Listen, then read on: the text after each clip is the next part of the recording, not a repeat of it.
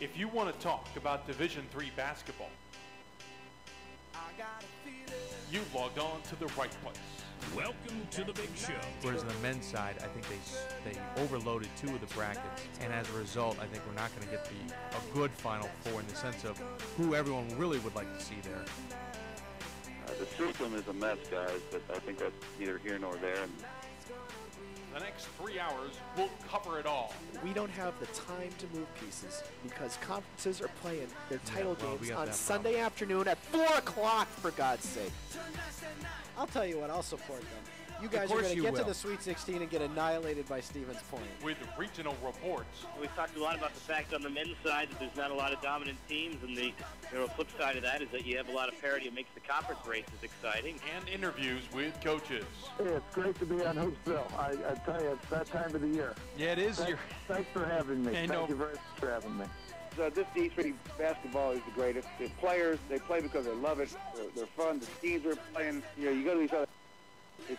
It's where it's at. And we knew that the ODAC competition was going to be very tough. We knew that each coach had done their job with recruiting, and there were so many young teams that we just knew that each and every night when we played an ODAC contest that we had our work cut out for us. We'll talk about who's on top. And the CCRW is much like the Wisconsin League, the WIAC, in that, I mean, really, it's a cliche, but it's true. On any night, anyone can beat you. Those surprises.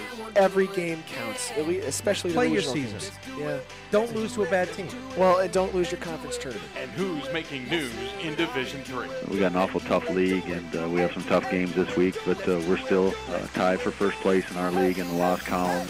And as you point out, they're not a reliable team in the NCAA tournament. They've proven it year in and year out that you can't count. You can even join in and chat with us. I mean, this lower right-hand bracket is loaded. This bracket is ridiculous. I mean, you could take a Final... This could be a Final Four bracket. You want to play that Thursday game because you have not won an NCAA tournament game. You got to go out there and show yourselves that you can actually do it. So sit back and relax, and let's talk D3 hoops. We talked before about Hope Calvin being far and away the #1 rivalry in Division III basketball. You can't dispute it. I think the WIAC always deserves 2 teams in the poll for sure, and probably 3. Well, one, I think they got the easiest run to a possible Final Four. They don't have a lot of challenges on the way. There were 3 teams in that region that deserved first-round buys. Exactly. And only 2 could get them.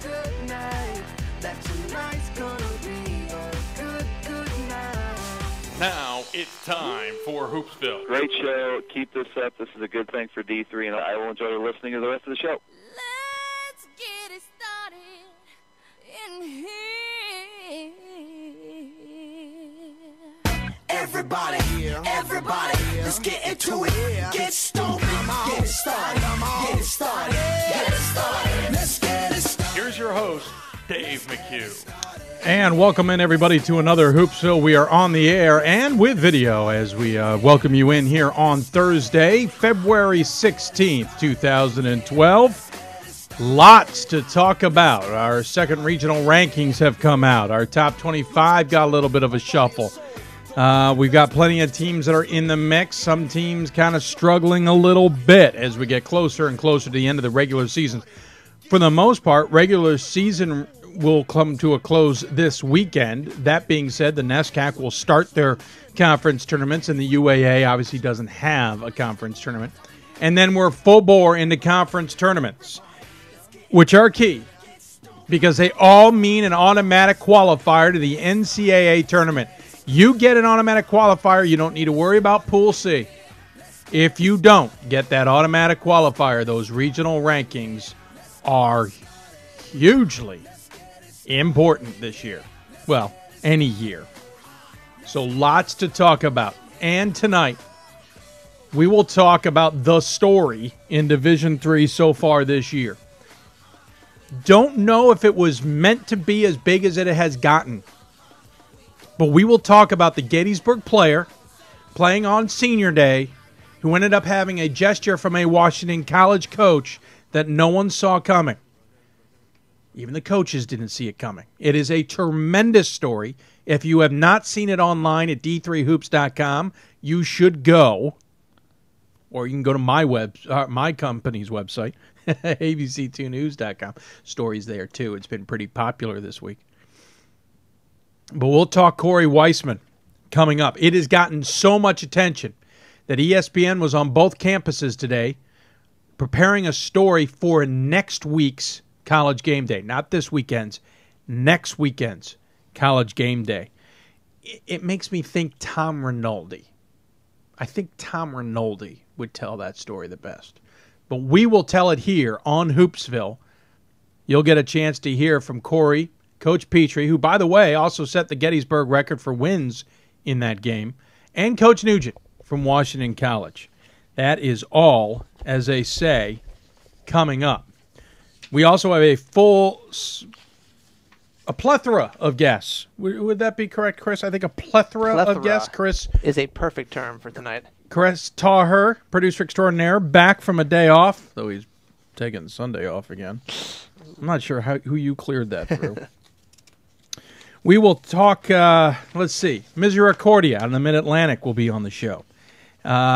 Wisconsin River Falls out of the West region and the WIAC will be on the show. We'll talk to Thiel out of the President's Athletic Conference and the Great Lakes.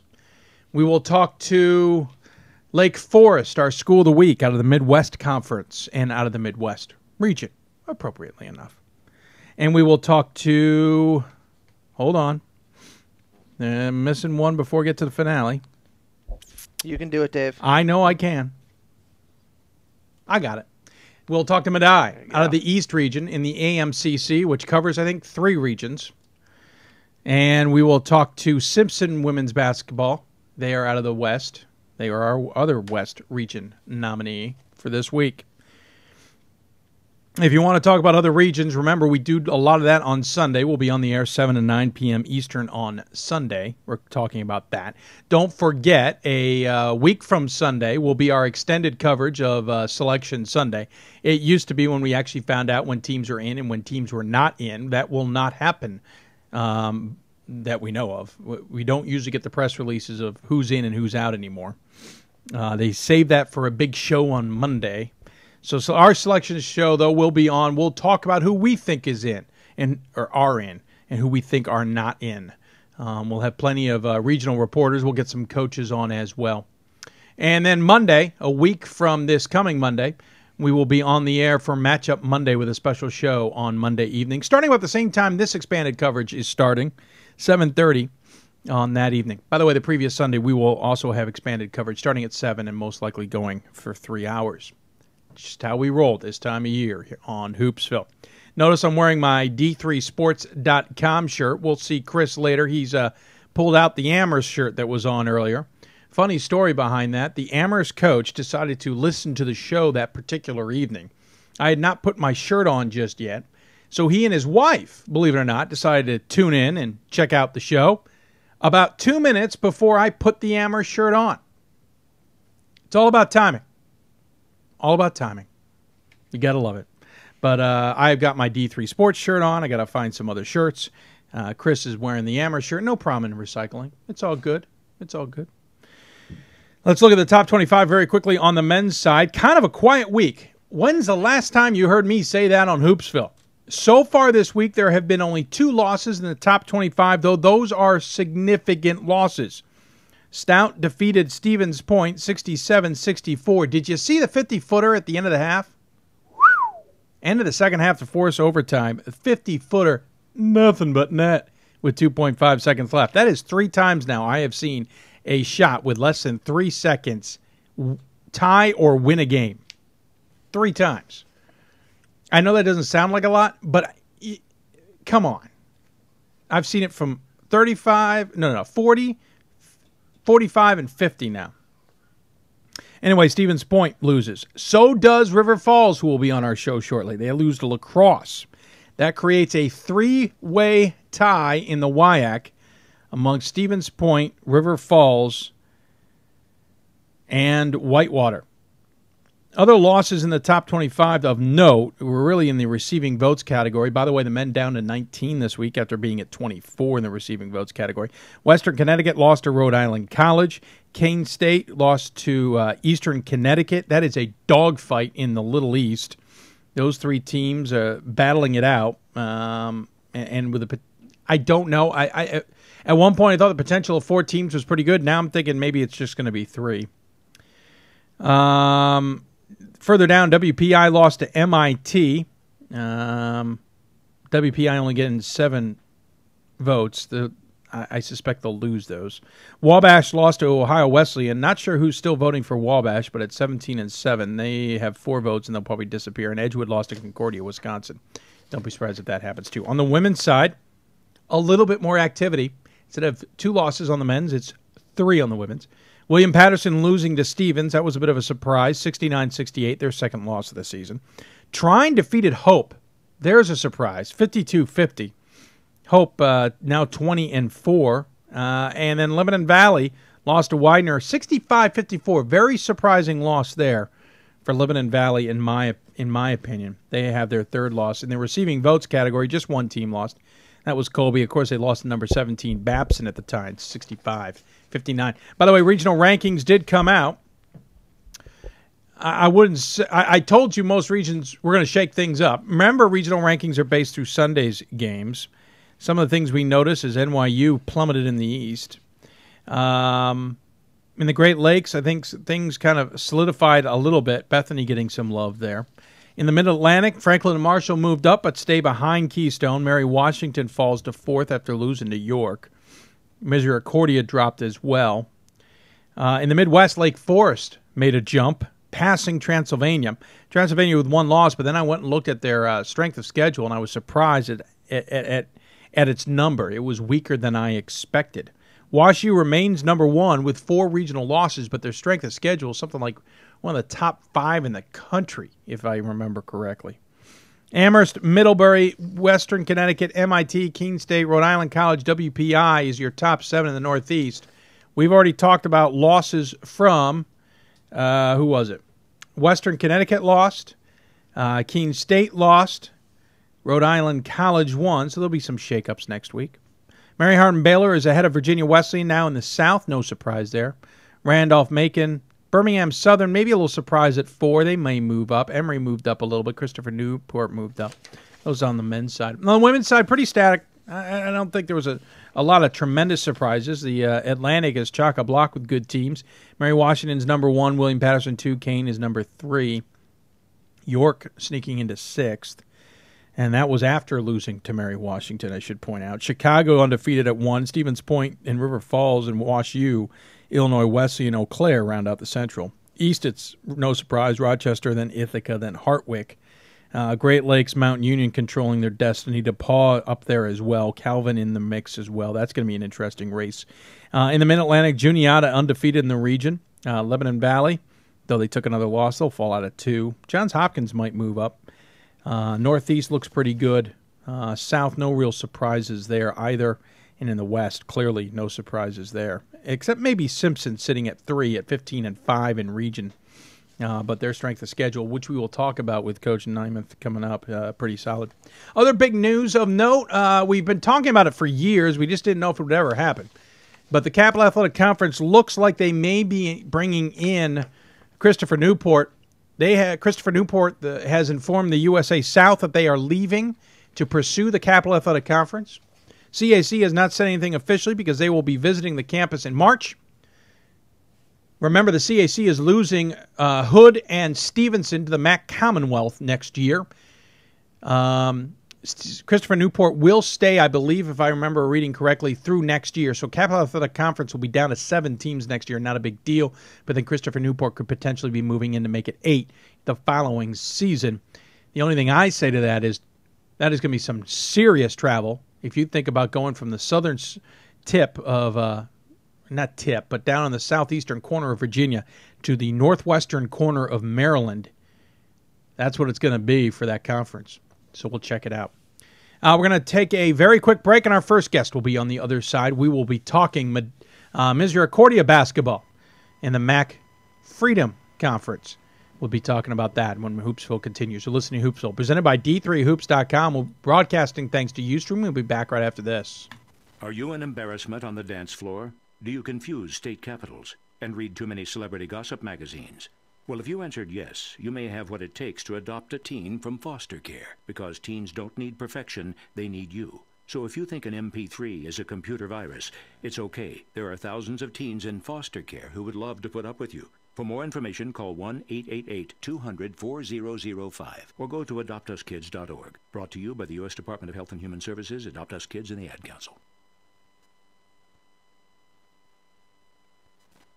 All season long, let D3Football.com be your home for all the Division III football action on the road to the Stag Bowl. From interactive blogs and message boards to columns from around the region and around the nation on your favorite teams, nobody covers NCAA Division III better than D3Football.com. As the playoffs approach, get the scoop on who's in and who's out from the experts who picked all 32 teams last year. Don't go anywhere else. Get the info from the source for Division III football at www.D3Football.com. Who are you? What are your team colors? Who can make you cheer? Who can bring your family and friends together? And play your fight song? Who can bring you to your feet? Or bring you to your knees? When the game is on the line, who do you want to take the last shot? And who do you want to slap high fives, jump up and down, and yell at the top of your lungs with? There's probably a game near you today. NCAA basketball. Who's your team? So, EJ, we've designed you a signature shoe worthy of a 3-time All-American with mad smarts and sick leadership skills. Ta-da! There are over 380,000 NCAA student athletes. Yeah, you got your GPA embossed, right? I love it. And just about all of them will be going pro in something other than sports. Can I get it in a loafer for casual Fridays? Yes. Yes. And welcome back to Hoopsville. I'm your host, Dave McHugh, broadcasting out of the Hoopsville studios, thanks to D3Hoops.com and, of course, Ustream. I want to thank everybody who is listening tonight. If you got any questions for us, email us at Hoopsville at D3Hoops.com. That is Hoopsville at D3Hoops.com. You can follow us on Twitter at D3Hoopsville. Just go to twitter.com/D3Hoopsville or at D3Hoopsville. You will find us there. You can also use the hashtag Hoopsville, hashtag Hoopsville. We're on AOLIM, believe it or not. We can't get every social media, and we can't control them all, but we are on AOLIM still. Hoopsville 2000 on your AOLIM, Hoopsville 2000. You can also join us on Facebook, facebook.com/Hoopsville. And don't forget our website, D3Hoopsville.com, if you're not watching the show there already. Let's jump into the Mid-Atlantic region. Lots to talk about tonight. We don't want to waste any time. And Misericordia's men's basketball coach, Trevor Woodruff, joins us on the show. Coach, welcome to the show. Thanks, Dave. Glad to be here. I appreciate you taking the time to join us. And by the way, I love the profile shot that they have on your website of you, that we are using as well, I should say, of you checking out your team on the floor. I'll have to admit, it almost seemed poised. Well, then pictures are deceiving. I had a feeling. Most coaches would tell me that. Hey, 18-6 overall, 10-3 in the MAC Commonwealth, and of course, you now have a 2-game lead on Wilkes and DeSales, 3-game on Eastern and FDU Florham. This race was a little bit tighter if we had looked about a week or two ago, but you guys are a 2-game lead. You haven't lost since FDU Florham tripped you up in what was really the end of a 3 out of 4 game losing streak. So far, so good, and you certainly have clinched the number 1 seed in the conference for the playoffs. Yeah, it's no question. It's been a good run for us, and it's really come down to health. We came out of Christmas break pretty banged up. Went down to Franklin and Marshall for Christmas tournament, and we were missing 4 of our top 9 guys. So I knew at that point, even with those guys out, I was pretty happy. We were able to play it to maybe an 11 or 13-point game with one of the better teams in the country. So I felt like if we could get guys healthy and get back into a rhythm, then maybe we'd be okay, and that's what happened. 9-6 at one point this season, coming out of that break. As you mentioned, you played a tournament at Franklin and Marshall, and then you had another game as well. 9-6, and then you went on this tear. Obviously, getting guys back healthy has been a help. What has been the other secret? Has the team just gelled? Has it all kind of come together, as it were? Definitely chemistry is a strength. There's no doubt about that. I think we really have good balance. We're able to play the ball inside, and you know, if teams really focus on stopping our interior game, we've got guys that can make shots. We've been one of the top 3-point shooting teams in the season, and so if you can play inside and out, it makes you difficult to guard, and you know, that's really been the recipe for us. I misspoke earlier saying you guys had fallen in the regional rankings. I should say you moved up into 7th in the regional rankings. Right. But obviously, that tells you more than most may realize. You know you've pretty much got to win this conference to get that automatic qualifier to get in the NCAA tournament. It seems that Pool C is is probably not a good option, especially if you take another loss. I think you're right. We never go into any season thinking Pool C. It's always about being in position to win the conference championship. The last few years we've been able to have a shot at it, making the playoffs, losing in the finals one year, semifinals the other. But hopefully we can take that next step this year. I don't think anybody on our roster or around our program is thinking about anything but winning the conference. And obviously you have Manhattanville ahead of you, one more game on the road. Then you take a jump into the conference. Obviously, don't know who you're going to play just yet. There's plenty of questions, because teams have got to position themselves still. But obviously, you got to get past that last game first. What are you telling your players at this point in the season? Well, we talked about today in practice how much we have to play for still. Not necessarily for playoff seeding, but we could tie the school record for wins, and we've actually never won in that building, so we could be the first team to do that. And there's a lot of reasons that we want to go up there and play well and try to win the basketball game, and that's what we'll try to do. Last year, 15-12, certainly a swing in the right direction. This year, of course, you were conference title winners in 09-10. You got to feel pretty good about where this program is headed. We do, and it's been a long process. It's been a lot of hard work by a lot of good people. We're in a place now where we're consistently competing for the conference championship, which wasn't always the case. And, like I said, hopefully this year we're able to take that next step, and getting the home court advantage certainly helps us in terms of doing that. It doesn't guarantee anything, but sure. I think anybody given the choice would want to play at home. You look at your team, and it's kind of a hodgepodge of players who's leading scorers, et cetera, et cetera. Obviously, I hope I say his name correctly. Ethan Eichhorst is your team leader at 17.7 rebounds a game. Points. Geez, that'd be a record or something. 7.4 rebounds is what I should say. Along with 70 assists, which is second on the team to Matt Green's 86. Green scoring 9.3 rebounds as well, we should point out, and is pretty dangerous from beyond the arc at 46%. So you got those two guys. Tell us a little bit about the rest of the team. Well, like I said earlier, there's quite a bit of balance.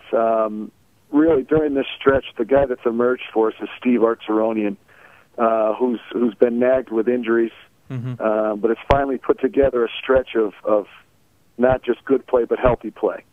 And his emergence has really been lock and step with the win streak. I think last week he was the conference player of the week. This past game, a good game with King's College, he had 22 or 24 again. So he's been consistent for us for a large part of the second half of this season.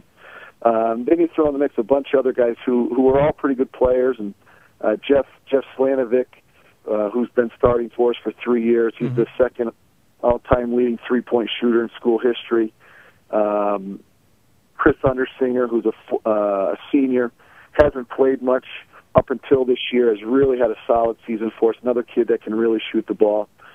And then we've got a couple young kids who've contributed off the bench. Joe Busaka, who's a freshman, plays a lot of minutes at the 1 and 2, and then Cale Evans, who's a 6'7" freshman, has given us good minutes in the post. So again, there's good balance, good balance between inside and out, seniors and freshmen, and it's just been a real good group to work with.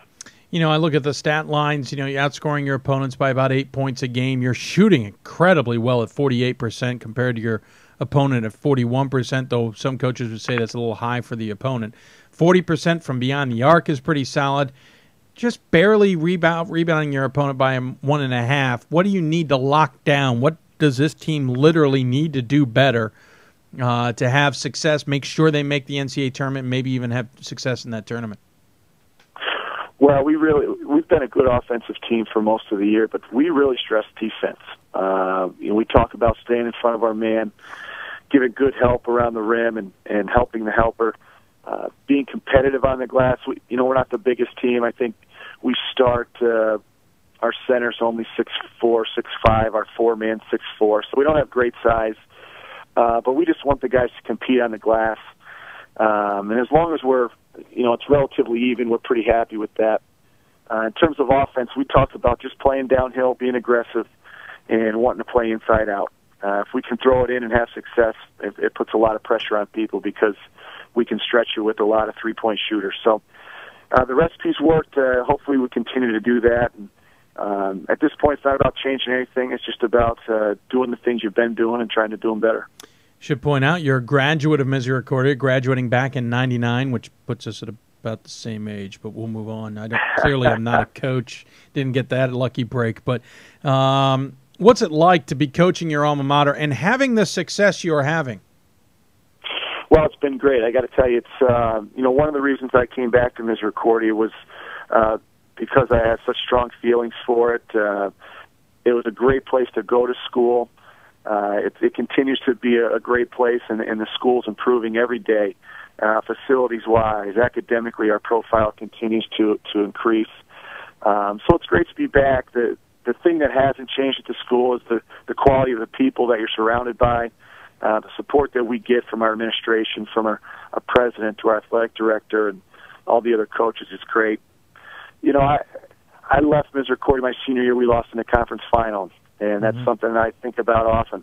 And, having a chance to possibly win the championship this year would kind of, maybe kill some old ghosts from my past. But really it's about this group of players, and they're worked very hard to be in this position. So hopefully we can do good things and have a chance to win it. Of course, your athletic director, Dave Martin, former basketball coach, or I shouldn't say basketball coach, but obviously former basketball coach at Misericordia. Yeah, he was my coach. He was your coach, right, is what I should be saying. And obviously he also has taken over the women's team this year. I kind of had a great chat with him a couple weeks ago.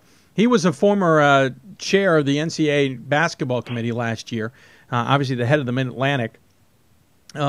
He takes a seat from that, but I'm going to guess, and I'm probably not going off on too big a limb here, that there was certainly some influence, or at least you gained some influence and some understanding, because now you are on the regional committee. So I'm guessing Dave went, hey, listen, you ought to try this. How much have you learned from this experience, and how much have you learned from Dave? Well, the process itself is an interesting one, and I was able to see him go through it as, I think, first as just a member of the group, and then as the leader of it, and how much time he put into it, how much thought and work went into the process. But I was very interested by it, and when the spot opened for a coach in our conference to represent the Freedom Conference, I jumped at the chance, and he and I talked about it, and tried to draw from his experience, and so far it's been great. I've really enjoyed it, working with a great group of guys who are all in it for the right reasons, just to make sure they represent their conferences, but also make sure the best teams are being put forward on a weekly basis, the teams that deserve it the most. I know there's sometimes a lot of flack from different regions, different committees, the way they do things, et cetera, et cetera. I'm sure it trickles down if someone doesn't like a way something has been done. How do you focus on just the job at hand of doing what you're doing and keep the feedback, or the outside of the committee, I should say, anything outside the committee, the feedback, the negative or the positive or whatever it may be, how do you keep that at bay and not let it affect how you do your job? Well, I think the first thing is you just go in with an open mind. You go in knowing that everybody's there for the same reason, and that's just to do the best job that they can. You try to have as many conversations as you can about as many teams, and be honest in your evaluation of the numbers. Compare teams as easily or as evenly and consistently as you can. And at this point, we've had 4 or 5 conference calls, and Steve, who leads our call, does a great job of keeping us on task and starting conversation. And it's been great. I think the guys that we're working with have done a great job, and we'll continue to do so the next few weeks. Steve Ulrich, you're talking about the commissioner of the Centennial Conference is who you're referring to. And quickly, without going into what you're thinking about on a regional committee side of things, what do you think of the Mid-Atlantic region this year? Well, I think it's pretty balanced. There's 2 or 3 teams that have emerged and put together just terrific resumes. When you look at Cabrini and Keystone and the top tier teams in our region, I think those are teams that can compete with just about anybody across the country. And then after them, it's pretty even. You get into those meetings and you're looking at all the numbers. There's not a lot that separates a lot of the teams, and that's what makes it so interesting. You listen to everybody's opinions, and eventually you come up with what you think is a fair and even-handed rating. And at this point, again, I think that the committee's done a good job. Hey, Coach, I appreciate you joining us here on Hoopsville. I know you're busy, obviously game planning for Saturday and obviously the road ahead. Plenty to talk about, plenty to tackle. But as always, we give the coach the final word. Any final thoughts you want to share with those who are listening tonight? Well, I really appreciate everybody that's supported us. This streak that we've been on has been exciting for all of us, and the support from around campus and the Misericordia family has been great. And I hope we can keep doing good things and making the winter a little bit better for everybody in Dallas, Pennsylvania. Absolutely, I agree with you. Good luck the rest of the way, Coach, and we'll keep an eye on how you guys, the Cougars, do on the way forward, and give Coach Martin a little ribbon for me if you don't mind. Well, that's one thing I'm good at, so I will. Very good. Tell him it's from me. All right, Coach, take care. Take care. Coach Trevor Woodruff joining us here from Misericordia. Again, the Cougars in control of pretty much everything on their side of the ledger. They are 18-6 overall, 10-3 in the conference. They are in first place in the MAC Freedom at 10-3, 2 games ahead of Wilkes and DeSales, who are at 8-5. So they have wrapped up the number 1 seed in there and will have home court advantage trying to make the NCAA tournament. Reminder, if you got any questions for us, follow us on Twitter and use that account if you want. That's at D3 Hoopsville, or use the # Hoopsville. Follow us on Facebook at facebook.com/Hoopsville. You can also email us. Email address is hoopsville at d3hoops.com. That is hoopsville at d3hoops.com. You can also IM us at hoopsville2000 on your AOL IM. I'm trying to think. Let's see. There's a chat room alongside if you happen to be listening to us right on Ustream. I know there's a few people in there, and we'll try and answer questions in there should you have any, or you're welcome to comment. We also have AOL-IM, which is Hoopsville2000. AOL-IM is Hoopsville2000. Yes, we still use that system, and we hope you will use it if you feel it necessary. Those are the ways you can contact us here on Hoopsville, and we hope you take advantage of them. Going to keep it moving here tonight. As we said, we have lots to cover. And we're going to jump now from Pennsylvania to Wisconsin, and we're going to bring in Wisconsin River Falls Falcons men's basketball coach Jeff Berkhof. Coach, welcome to the show. Hi, Dave. Thanks for having me on tonight. Well, I certainly appreciate you coming on because, man, we got a lot to talk about in the WIAC. Just when you think things are going one way, then they switch, and that's every year. Every year this happens. Yeah, absolutely. But a 3-way tie with 1 game left, 12-3 between Whitewater, Stevens Point, and yourselves. I know you're kicking yourself just a little bit. We'll get to that in a minute. But all in all, what has been your thoughts on the WIAC season so far? Well, you got the 3 teams, like you said, Point and Whitewater and ourselves that have been out there on the top for the most part, and then a slew of teams there in the middle. Our records might indicate there's a little bit of a gap there, but I think all of us know that all those teams are pretty even. It's like last night we played down at Lacrosse, and they're now 7-8 in the conference, but they're a good ball team. They've had great wins out of our conference.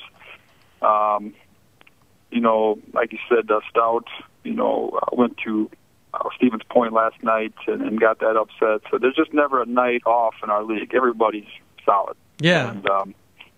And that's what I think why our conference kind of has the reputation that it has, is that everybody's pretty good in our league. Yeah, absolutely. It's always been fun to watch. I think it's almost watching you guys, though, has been a little bit interesting. Last year, a team that I think a lot of people didn't expect to be on the scene really had a really strong run, and then things kind of fizzled out near the end, missing some opportunities, including making the NCAA tournament. This year, I think people tried to figure out who you were and the Falcons were, and this year you've kind of surged a little bit and stayed in the fray, even with a loss recently. What's been the difference between the two seasons?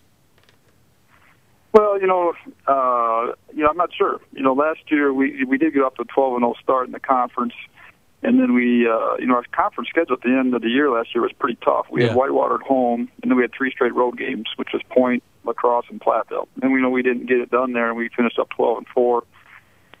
Didn't make the NCAA tournament, which was kind of our main goal. This year, people expected us to be pretty decent and pretty solid, and we've had a couple non-West region losses that we're not real happy about. The one was to a Division II school down at the University of Sioux Falls. They're a solid squad. But in our league, we beat Stevens Point twice. Our losses were at Whitewater, at Superior, now at Lacrosse, and those are all quality teams. Absolutely. And right now we're 12-3. We're in the exact same spot we were last year. Last year we finished up at Platteville. This year we have Whitewater home, and it's going to be a heck of a battle. It's going to be really fun. They're obviously a very good team. I don't know what their West Region record is. 21-3 or something like that. So yeah. We're hoping we can do one game better than we did last year in the conference. That's what we're thinking. That makes some sense. Of course, 2 years ago, 9-16 overall, major turnaround to get to last year's record of 20-8, and now to be in your situation now. It's got to be rewarding to be where you are, but what's been the secret? Well, I think when you look 2 years ago, we had a bunch of young guys that were sophomores and then some juniors at that time. And then we actually had pretty high expectations for that year. I think that if we want to go way back 3 years before that, we finished, I think, 6th in the league, and we kind of expected to take a big jump up with those young guys. And for whatever reason, we did not do that. We lost some close games and lost some confidence, and just did not finish things the way we wanted to in 09-10. Then we had a few players. Shane Manor, transfer player. He's obviously a very, very talented player for us. Brian Kimball. We added to the mix a junior college point guard. And those guys, with the guys that we had coming back, really helped us believe that we could get it done and win last year. And then, this year we had the expectation to keep it going, and thus far we've done that. Yeah, you mentioned Shane Manor leading the team with 18.1 points a game. He's got 5.5 rebounds nearly a game. Of course, shooting 56% from the floor. He's 82% from the line. If there's one guy you don't want to put on the line on your team, it is him. Of course, he's handing out 68 assists as well with 26 steals. Right behind him, Ollie White, 12.6 points a game. He's shooting pretty well at 58%, 41% from beyond the arc, though he's only shot it 22 times. He's also collecting 5.3 rebounds. Those are your two big guys per se. The assist leader here is Brian Kimball. He's running your offense, 112, but he's also pouring in 9+ points a game along with Wade Guerin and Chris Palmer. You seem to have a pretty deep bench. You don't want to forget Aaron Anderson either, who started off all the games this season. You play Zach Peterson. You play Colin Utke. You play Taylor Peterson quite often. You seem to have a pretty deep bench with lots of weapons and lots of key players also to put in key situations. Yeah, absolutely. And you look at our scoring too. If you look at it real closely, you'll see we have 3 guys averaging 9 points a game. So we almost have 5 guys averaging double figures. Wade Guerin is kind of our 5-man. Ollie White's our 4. You mentioned Chris Palmer. We've kind of not had the smoothest of rides this year either. We had Chris Palmer, who was an MISC player, transfer, an all-conference type player transfer to us this year, and just there's other circumstances there. But Chris decided not to play anymore at Christmas break, and he was kind of starting as our foreman. And then Ethan Tomper's another Division II transfer, and he just kind of lost the love of playing basketball. So, we really had even a more deeper team at one point in time in the season. But actually, what I think is kind of what helped us is that we really rallied around. Okay, here's our team. These are the guys we have. Let's go get it done. And these guys have done so. But like you said, Zach Peterson's, the Taylor Petersons, the Kyle Nutkeys, they've all done a nice job of stepping in their role and helping us be successful. Of course, you got 4 seniors: Guerin, Manor, Anderson, and Kimball this year, who will graduate. Those were the guys you mentioned who were those sophomores 2 years ago. Clearly got some talent behind them. You've got a handful of juniors and sophomores and freshmen, but it certainly seems like you're in position this year to get it done. So what are you telling your team today, tonight, tomorrow to keep them focused on completing the job? Well, that's a good thing about having such an experienced club. I don't have to say a lot. These guys, they understand what's going on. We knew we had a big week in front of us. It's unfortunate if we would have won last night. We would have. It's a kind of a big thing around here, River Falls, to be part of a conference champion. We did it in 2004. Yep. But then I think it was like 1950 or something crazy, which I was a part of that team in 2004 as an assistant coach. Oh, I thought you were going to say the 50 team. I'm like, wow, Coach, you look pretty young. Yeah. But anyway, so it's kind of in the fact that we're right there, and then we didn't get it done last night, but then we found out that Stout was able to beat Point, right. And now we kind of still have a shot to do that because obviously if Point would have won, then we'd be a game behind them, and then we don't really control things like we want to. But now we got kind of a second chance at it, and so they know. And but we kind of look at it like at the end of Saturday, our one season's done. There's going to be another season, obviously, with our conference tournament. We hope to, get in the NCAA tournament. I think last year our West Region record was 18-6, and we got in. And I think that's the worst we could finish right now with, a West Region record if we didn't happen to win another game. So any game, like for instance Saturday, we can win a conference championship, get the number 1 seed. As we start that second season, that's just going to be nice for us. Of course, you're playing Whitewater on Saturday, so 2 of the teams that are 12-3 are going to solve the problem initially. Stevens Point wins. You got a 2-way instead of a 3-way. You lost to Whitewater by 14 earlier in the season. That game was at their place. You got them home. What did you learn from that game? What do you think you can take advantage of to try and knock them off this time at your place and split the season? Well, our number, obviously they got a very good player in Chris Davis. We played the first time around. He actually got in foul trouble and didn't play a heck of a lot, but he still managed to score 31 points against us. And he played 23 minutes and scored 31. So he obviously has our attention. That was a week where we had Stevens Point on Wednesday. Right. We had a big emotional win at home. We make the long trek down to Whitewater. We just didn't get it done defensively like we needed to. Obviously, Chris Davis is a very good player. I'm sure Coach Miller's going to be listening to this, so I can't say too much about. No, I don't want to give away all the secrets. No. But I think Pat knows that we know that Chris Davis is pretty good. Yeah. So. Well, that's pretty clear. But curious, and I'm not trying to get into your game plan for Saturday, but as a coach, is there ever a time you say, you know what, let the guy score, we're going to shut everybody else down? Is that ever a thought, and does it ever work? I don't think so. We had Rich Melzer, back in 2004, who's still playing professionally over in Germany right now.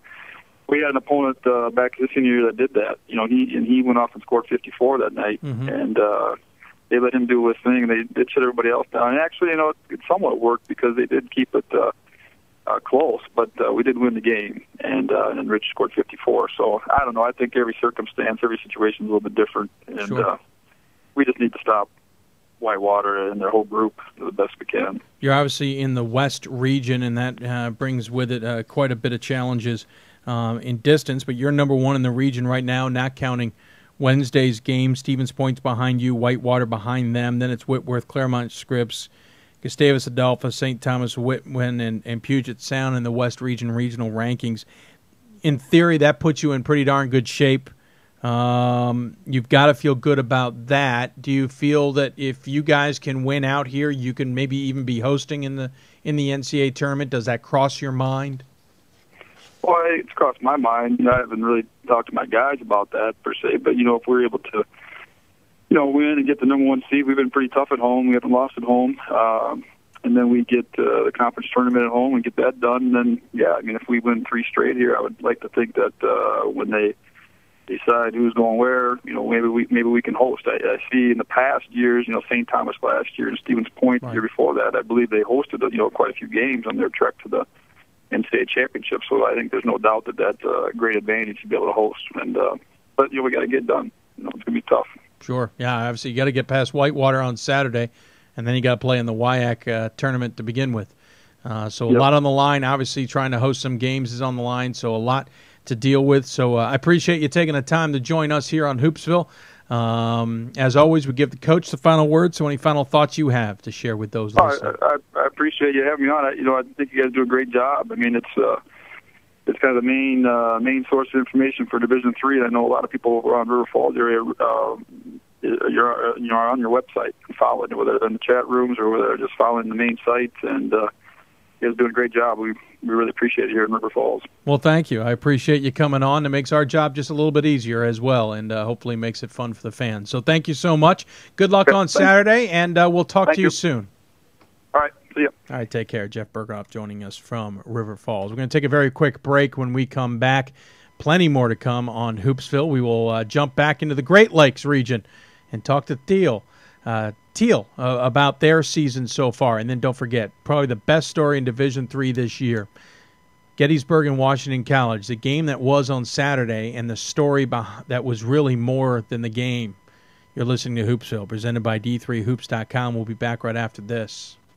We've got more schools than Division I, more fans than Division II, and more upsets than March Madness. There's 800 programs with over 11,000 games leading to 2 national championships. And we've been covering it all for over a decade. From Eastern to Occidental, from Puget Sound to Piedmont, from Southwestern to the University of New England, and from Hope to Calvin. Nobody covers Division III basketball like we do. We're at D3Hoops.com at www.D3Hoops.com. Amber Alert, abducted child, African-American girl, 6 years old, suspect wearing blue shirt, black jeans. Now when an Amber Alert is issued, you can get the same information the authorities get right on your cell phone. Sign up for free at wirelessamberAlerts.org. Think of it, something as simple as a free text message could free an abducted child. All units Amber Alert canceled. Child recovered safely. Suspect is in custody.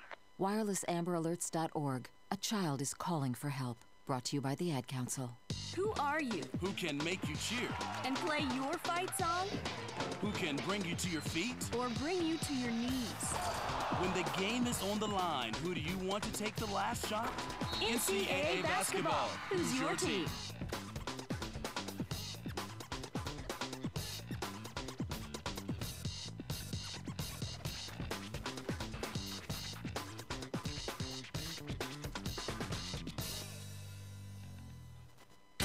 NCAA Women's College Basketball. All day, every day, our game. These women can really play. Filling it up, knocking them down, and bringing it home. It's basketball at its purest. For family fun and great entertainment, there's nothing like it. All day, every day, our game. NCAA Women's College Basketball. And welcome back to Hoopsville. I'm your host, Dave McHugh, broadcasting as always. Thanks to Ustream and D3Hoops.com. Producer extraordinaire Chris Conger in the background. We'll hear from him a little bit later in the show. If you have any questions for us, email us at Hoopsville at D3Hoops.com. That's Hoopsville at D3Hoops.com. AOL-IM, yes, we use that. Hoopsville2000 is your AOL-IM. You can join us on Twitter at D3Hoopsville. Join us at D3Hoopsville. D3Hoopsville is our Twitter account. Follow us there. I think we're somewhat near 945, and we're trying to close in on 1,000 in the next 13 days. Sounds like a challenge, but I got faith in y'all. Hopefully you'll be able to follow us there, or you can use the hashtag Hoopsville, hashtag Hoopsville. You can also join us in the chat room alongside the show if you're watching us on Ustream. The question there is, has Coach Loomis been on the show yet? The question is, No. The better answer is right now. Coach Loomis joining us on Hoopsville here from the Great Lakes and Thiel. Coach, welcome to Hoopsville. Hi, David. How you doing this evening? I'm doing well. How about yourself? Good, real good. Just got back from practice. Well, that nothing beats practice on a nice February night, I'm sure. Tomcats 15-7 overall, 12-3 in the President's Athletic Conference. A half game behind a tied Bethany and Thomas More group, and you've got a game edge on St. Vincent. It has certainly been an interesting year in the PAC. You guys actually were leading it for most of the way. Right. What's the season been like from your point of view? Well, it's been kind of what we had anticipated, but at this point in time, a little bit disappointing after the last 4 or 5 games. But, you know, everyone's in the same boat this time of year, Dave. You know, at any level, Division 1, 2, or 3, you have injuries, you got to step up, and other players have to play, and sometimes they do, and sometimes they don't. So we ran into a stretch where we had a couple guys hurt, but we're still in the thick of things, and that's encouraging. And, you know, we have a young team, even though we do have veterans back. We have 1 senior this year. So we're kind of where we thought we'd be, right at the top of the league. But, again, we kind of hurt ourselves the last 3 or 4 games. So it is what it is, as most coaches say. Started the season 2-2 with a loss to Edinburgh to finish that out, obviously non-Division 3. Right. Then went on a roll, then lost to Worcester and Hiram at Worcester's Christmas time tournament. Then you went on another extended roll before, as you point out, having a bit of a rough stretch here, losing 3 out of the last 4. St. Vincent tripped you by 14. Then it was 10 points to Thomas More. You got back in the win column barely against Geneva. And then Bethany got you by 3 in what was certainly a good game. You got 1 more left in this one to try and lock up at least number 3 if you don't maybe sneak into number 2. I don't know about the tiebreakers, but you got Grove City ahead of you, who you guys beat in a very low-scoring affair, 56-49. What are you telling your players? What'd you tell your players tonight as you prepare for Saturday's game? Well, I mean, this is kind of the end of the year where you have to win at all costs. So, you know, you don't take anybody lightly. They're a good team. I mean, they're in the middle of the pack, and you know, they're the team that. They're right where they deserve to be this year. Good team. They've beaten one of the teams in the top of the divisions and beaten all the teams below them. So we had a close game over there without our point guard, who's an all-conference player. But, you know, this is a game we need to win because if we win, we probably end up second with the tiebreakers. And, of course, if Bethany trips up and loses St. Vincent, which would be a tough game for them, we may still end up in first. So it's hard to tell. You know, we need to do our job and win. You certainly look like you're positioned, though, for the future. You have 1 senior on this squad in Devin Adams. He's your 2nd leading scorer on the team at 13 points a game. Your big guy, though, that everyone certainly focuses on is Blair Rosenblad, 15.3 points again, 10.5 rebounds a game, shooting 47% from the floor. Of course, you know, Adams gives you the assist with 102 while you've got Rosenblad inside. Obviously, you got more players than that, 12 points out of Anthony Harvey. You know, there's other guys you mentioned have been injured.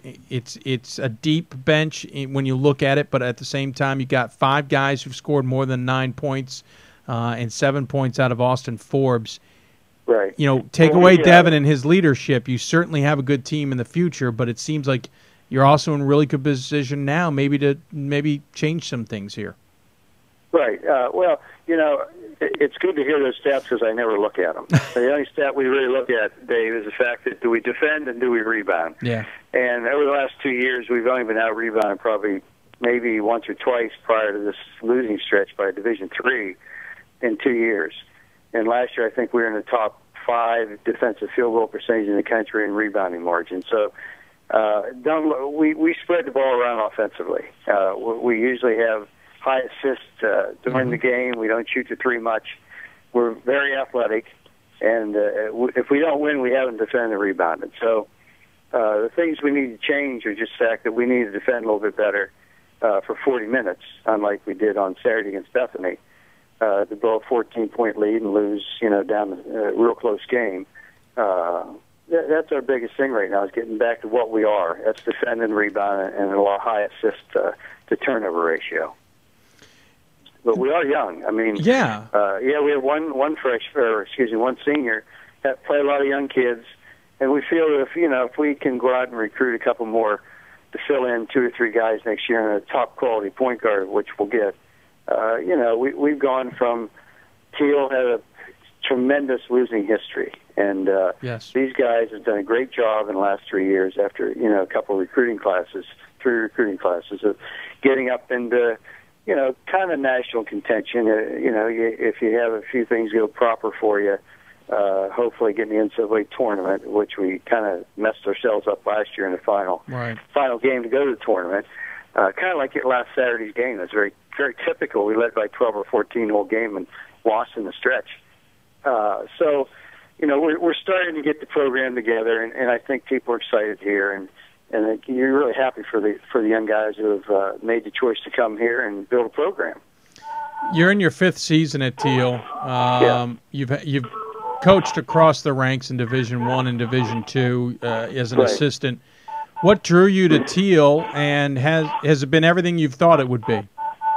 Yeah, I mean, what drew me to Thiel is the fact that when I decided to get out of basketball from Division I after all those years, I was the vice president of the company and lived in a town where Greenville's located. And they had success in football. Our president, athletic director, had taken them kind of like basketball from nothing to an NCAA team. And the president at the time decided he wanted to improve basketball, and I was approached, and after long decision, I said yes. And I tell you, I've been fortunate to have 3 or 4 really good jobs and wonderful people I work for every year. But this is probably the most fun I've ever had and the nicest people I've ever worked for, I think. So it's worked out well. I knew they had lost a lot before I came here, but never realized how much they had lost.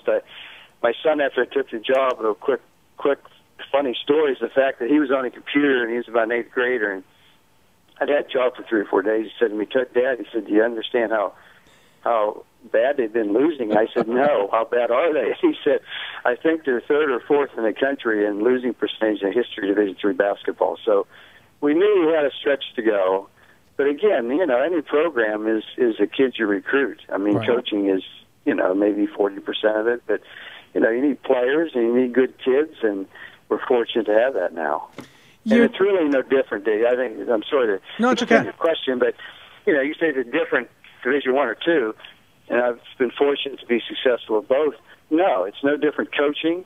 The only difference, of course, is you're without scholarship money, and it makes it a little more difficult when it comes down to, finalizing players. That's about it. This President's Athletic Conference in basketball has certainly been dominated, or not dominated, but Thomas More has certainly got plenty of attention both on the men's and women's side. Bethany has certainly played extremely well. They're 21-3 right now and ranked in the regional rankings. You're kind of cracking into that, as it were. You mentioned last year being a game away from the NCAA tournament, playing in the championship. Right. This year you're coming in close again. Do you feel like you're on the verge of something much bigger than just being that second team that is certainly making waves? Well, that's to be seen. I mean, again, it's a good question. Last year we led the whole way. I think we won the regular season by 2 games, but lost in that championship game during the tournament. Right. I think we're on the right track, obviously. And again, I think that we had the right combination of players, and to move up to that next level with the Worcesters and the Wittenbergs. This year, before the losing streak, we were in that level of probably being ranked in the top 3 or 4 in the region.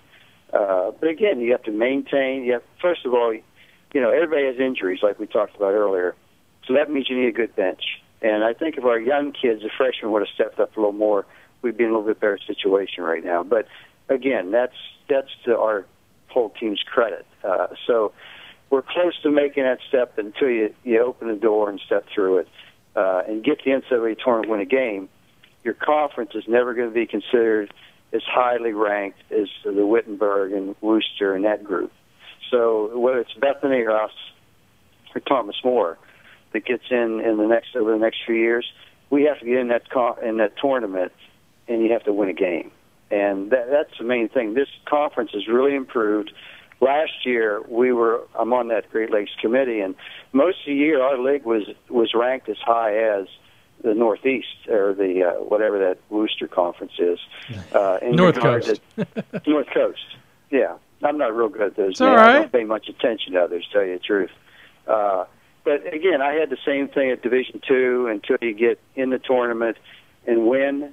Your league's always looked a little bit down upon. So that's what we're striving, and we've improved greatly over the last 2 years as a league. And that's the biggest thing right now, is for us to get into the tournament, one of us, and to win, and to bring the level of our competition within our league even higher.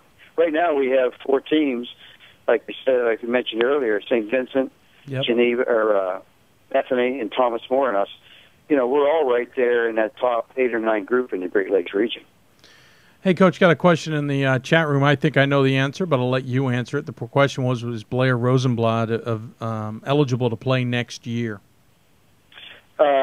He still has eligibility left to play for next year. He would have to petition the NCAA simply because of a recurring injury he had as a redshirt at Division I, and then he had the same reoccurring injury in the spring of that freshman year after he was redshirted, which required microfracture surgery. Oof. So he was out for 4 semesters. But the big decision for Blair would be, he's a very good student.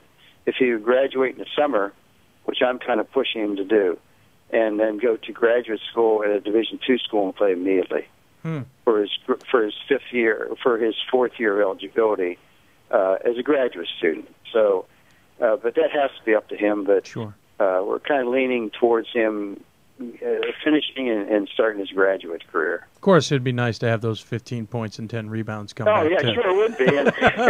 And but you can't be selfish like no, that. I know. You have to, do what's best for him. And absolutely. I've known him since he's been in 7th grade. And it's kind of like one of my own. So, but he's got to make that decision. Well, Coach Loomis, I appreciate you joining us here on Hoopsville. I certainly enjoyed talking Thiel basketball with you. But as always, we give the coach the final word. Any final thoughts you'd like to share with those who are listening tonight? Well, we've had great support this year, and again, we go back to not just Thiel. It's a thing where we're, as you mentioned earlier, we're striving to get this league up to where it's competitive nationally with the other teams. So it's been a good season for our league. I think the competitiveness in regard to the top 4 teams has been wonderful, and especially when you're all tied up at the end of the year. And probably the tiebreaker will be regional rankings right now. So, it in all 4 positions, 1 through 4. So you couldn't ask for a better season in regard to the President's Athletic Conference this year. Absolutely. Well, Coach, thank you so much for joining us. Good luck the rest of the way, and we'll talk to you soon, we hope. Thanks a lot. Appreciate your time. All right, take care. Coach Tim Loomis joining us from Thiel. Again, 15-7 overall, 12-3 in the conference, sitting 3rd right now with a good chance of moving into 2nd. Should they beat Grove City, they've got tiebreaker advantages, so there's a chance they could get some home court advantage a little bit in the President Athletics Conference. Of course, that being dominated right now. Well, not really dominated, but head and shoulders up right there is Bethany at 13-2, Thomas More 13-3, and Thiel at 12-3, and right behind them St. Vincent 11-4. That is the 4-dog race in the Presidential Athletic Conference. We're going to take a very quick break. On the other side, the story of Division III this year. There have been a lot of good stories, but at least in basketball, this is a story of the year so far. It's about class, it's about sportsmanship, it's about perseverance, and most importantly, it's about something more than the game. We're going to talk about the Gettysburg-Washington College game last Saturday with those who were involved. You're listening to Hoopsville. We hope you'll join us right back here after a break. You're listening to Hoopsville, presented by D3Hoops.com. We'll be back right after this. Daddy, I'm only 3 years old, but when you look at me, I could see your wheels turning. You're dreaming about what am I going to be when I grow up? A Major League first baseman? Maybe a point guard for the national championship team? Or the winner of the Heisman Trophy? The odds of a child becoming a professional athlete? 1 in 16,000. The odds of a child being diagnosed with autism? 1 in 150. You know the odds of autism. Now learn some of the signs. No big smiles or other joyful expressions by 6 months. no back and forth sharing of sounds or facial expressions by 9 months, and no babbling by 12 months. To learn more of the signs and more about autism, visit autismspeaks.org. So, Dad, let's keep dreaming the impossible while looking out for the possible, okay? Brought to you by Autism Speaks and the Ad Council. Who are you? What are your team colors? Who can make you cheer? Who can bring your family and friends together? And play your fight song? Who can bring you to your feet? Or bring you to your knees? When the game is on the line, who do you want to take the last shot? And who do you want to slap high fives, jump up and down, and yell at the top of your lungs with? There's probably a game near you today. NCAA basketball. Who's your team? Are you an embarrassment on the dance floor? Do you confuse state capitals and read too many celebrity gossip magazines? Well, if you answered yes, you may have what it takes to adopt a teen from foster care, because teens don't need perfection, they need you. So if you think an MP3 is a computer virus, it's okay. There are thousands of teens in foster care who would love to put up with you. For more information, call 1-888-200-4005 or go to adoptuskids.org. Brought to you by the U.S. Department of Health and Human Services, Adopt Us Kids, and the Ad Council. And welcome back to Hoopsville, everybody. I am Dave McHugh, Chris Tarr, our producer extraordinaire in the background. Ustream is our broadcaster, and of course, we want to thank D3 Hoops as always, part of the D3 Sports brand. If you have any questions for us, email us at hoopsville@d3hoops.com. That is hoopsville@d3hoops.com. You can use the AOLIM Hoopsville2000. It's Hoopsville2000. If you want to follow us on Twitter, you can do so at @D3Hoopsville or #Hoopsville. You can follow us on Facebook at facebook.com/Hoopsville. We also have a chat room alongside if you happen to be on Ustream. Lots of ways of contacting us. Don't forget email hoopsville@d3hoops.com. We'll certainly be happy to have that as well. I have said what we're going to talk about for the next 30 minutes or less than is the story of the year, and I am saying that because I think it is. It's the story of the year, at least in Division III basketball, and maybe the story of the year in college basketball when you're talking about more than basketball things. And I think it's the story of the year maybe in all of Division III, period. If anyone doesn't know the story, it features a Gettysburg men's basketball senior, his coach, and the coach for Washington College. And we're going to get the story started tonight with the Gettysburg side of it. And joining us on the Hoopsville hotline is Coach George Petrie and Cory Weissman, the senior the story surrounds. Coach, Cory, welcome to the show. Thank you very much. Thank you. Thanks for having me. I appreciate it. Absolutely. Thank you guys for taking the time to join us. I appreciate that. Let's start with the basics. After the freshman year of basketball, and during your freshman year, Cory, if I'm correct, you were having a workout and unfortunately suffered a pretty sizable stroke during that workout, and as they say, the rest of the story is from there, but the quick synopsis for anyone who's not aware, what happened next? I had to go through, I would say, 3 of the hardest years of my life. I had surgery to remove the abnormal malformation, so I was safe as far as, further strokes down the line, but I had a ton of rehab. And I've worked really hard until this past Saturday, when my dream pretty much came true, just to get back on the court.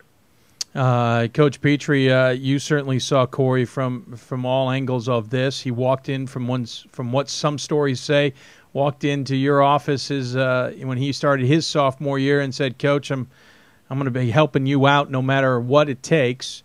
And he's worked his way up to where he is now, at least practicing with the team and warming up with the team. We'll get to more about Saturdays. From your point of view, what's the trip been like? I think it's been an unbelievable journey for Cory, and from the onset of the injury, his goal was to get back on the court, and he told me that's what he was going to do. And every day from that day forward, that's what he worked towards, and he accomplished it. Cory, it must have been a blessing in disguise this past weekend. You, in high school, scored 1,000 points. I think you were 9th highest all-time at your high school in scoring. You certainly had a promising career ahead of you. Unfortunately, the stroke was there, but it seemed that basketball was your goal. While you knew you wouldn't have the same success, you still wanted to make your impression. You still wanted to it seemed, to make your moment on that basketball court. Yeah, I mean, it was, to be honest, it was a dream come true. Basketball's been my life, for as long as I can remember. And, having such a successful, basketball career, and, taking advantage of or taking for granted what you have, suffering such a serious accident, really put things in perspective for me. And I was just thankful to, work my way back to where I am today. Coach, at what point did you realize that Cory, A, was serious, and B, this could be a reality, that come his senior year, he just may be able to participate in some manner or fact, even in a game, even if it wasn't for long minutes at a time? But at what point did you see this road kind of heading in this direction? Right from the onset of the injury. Anybody that knows Cory, he's a goal setter, and he sets out, and when he says he's going to do something, he's going to do it. And that's what we liked about him as a recruit. He's a point guard, a take-charge guy, takes charge of the team. He organizes, he directs things. He's your coach on the floor. And he took that same approach with his injury and his rehab. And as we all know, rehab can be a really lonely road because although you have support, you have to do it yourself, and you have to put the time in and the work. And his goal was to get back on the court. And, at first it was little things, from being at practice and then getting into skill work and then getting into warm-ups. And, over time we started talking about, well, how can we get you in the game? How do we work this out with officials? Can you get in and shoot a technical foul? How do we get you on the floor? And it's just like it was supposed to happen in this game, the senior game. We wanted to get him into the starting lineup, and we were trying to figure out a way for it to happen. And, do we take a timeout? Do we foul? How do we do this? And we worked it out with Coach Nugent the night before the game that, we could orchestrate how we could start the game with Cory in the starting lineup and not have it be a problem for anybody. And, that worked out. And then the next thing that worked out was his teammates played so well and got a big enough a lead that there was an opportunity to actually get Cory in the game at the end of the game. And it's through his hard work, his teammates who, worked their butts off that allowed the opportunity for Cory to get in the game. It was just a great moment. Cory, I know it's been written up a few times, but what was your reaction when you found out, A, you'd be starting in the game, beyond just hearing your name announced during senior day moments? I know that meant a lot to you, but being able to actually be announced as a starter, when you heard that was going to happen, what was your reaction? I mean, to say I was speechless would, that'd be an underestimate. I was talking to my friend Tim, also a co-captain, who informed me that I would be starting, and I couldn't even talk to him. I said, thank you. I'm looking forward to it. I can't talk to you right now. I'll talk to you tomorrow. And I got back to my apartment as fast as I possibly could, and went up to my room, and I needed about a half hour by myself, just reflecting on how lucky I was after everything I'd been through to achieve my goal. Cory, you get the chance to go in. Of course, you have to turn the ball over, unfortunately. I watched the video, chuck it out of bounds, and he gets subbed in for. I know that was an emotional moment for you. Did you think that was it? Did you think that you just assumed the position on the bench as you had all season? Yeah, I mean, well, besides messing up my assist-to-turnof ratio. Yeah, I know. That stinks.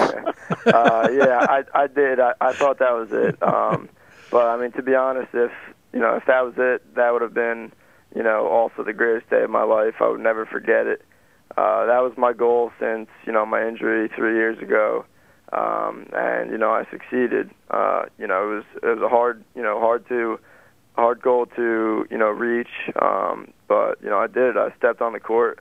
It was amazing to hear my name announced at the beginning. It was a long time since that's happened. And, I was really thankful for, our coaching staff to give me the opportunity to do that, as well as Coach Nugent for arranging the, opening game situation where I would throw the ball out of bounds. Yeah, obviously there's a lot of teamwork with Coach Nugent in Washington College. We'll be having him on in just a minute to talk about his point of view on it. But, Coach, I got to ask you, obviously you set this up with Coach Nugent, but then late in the game, it's in hand per se. You decide to put him back in. I've got to ask, well, first off, where did it come from? What crossed your mind to say, you know what, we're putting him back in the game? Well, I felt that at the time we had command of the game, and the staff and we talked about, like, hey, we get down to 2 minutes, 1 minute there, I think we have an opportunity to put Cory in the game. We were playing zone. We could play him at the point of the zone, and based on everything he's done so far, I thought he could handle it. And turned to him and said, "Hey, Cory," said at that point, I said, "Hey, you want to go back in the game?" He goes, "You kidding me?" Sure. So I said, "Get in there," and we put him up to the table and got in the game, and the rest is history. Got in the game, and I think there was a score or two, but then Coach Nugent took a timeout, about 19 seconds to go or so, as I recall, and his assistant sort of came down our way and indicated that they were, going to foul Cory. And so, when they went back out, we just told the guys to get the ball to Cory on the inbounds play, and they got to him, and Washington fouled him and had an opportunity to go to the foul line and score. Cory, It was a really classy act on Coach Nugent's part and his team, and an act of sportsmanship that you don't see very often. No, you certainly do not. I've seen other things similar, but this takes it to a whole nother level. Cory, did you know they were going to foul you? Yeah, I did. Coach Petrie, drew up a play. Which even Hand though, the ball to him. Even though they, I was being intentionally fouled, it was still amazing just to be, on the clipboard. He drew up a play for me to get, a screen to, come get the ball. So I thought that was pretty cool, even though they would have, allowed me to just get the ball without a play. But either way, I thought that was pretty cool. But he said, yeah, they're going to foul you, knock down your free throws, and, we'll enjoy the win. I know I've read it several times, and I've heard you say it. You missed the first one. You had less pressure on you when you went for the second free throw? Yes, 100% less pressure. I've played this game when I was in junior high and high school, and I can't imagine having less pressure on the line. Tell everybody why it was less pressure.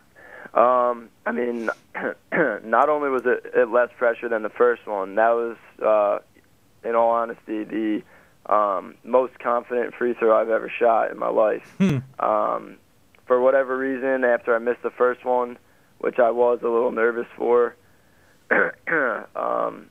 I said to myself after my teammate Tim Lang, said, "All right, use some more legs. You're fine." I just kind of said to myself, 3 years, hard work, everything you've been through, there's no way the ball's not going in. So I just, went through my routine, shot the ball.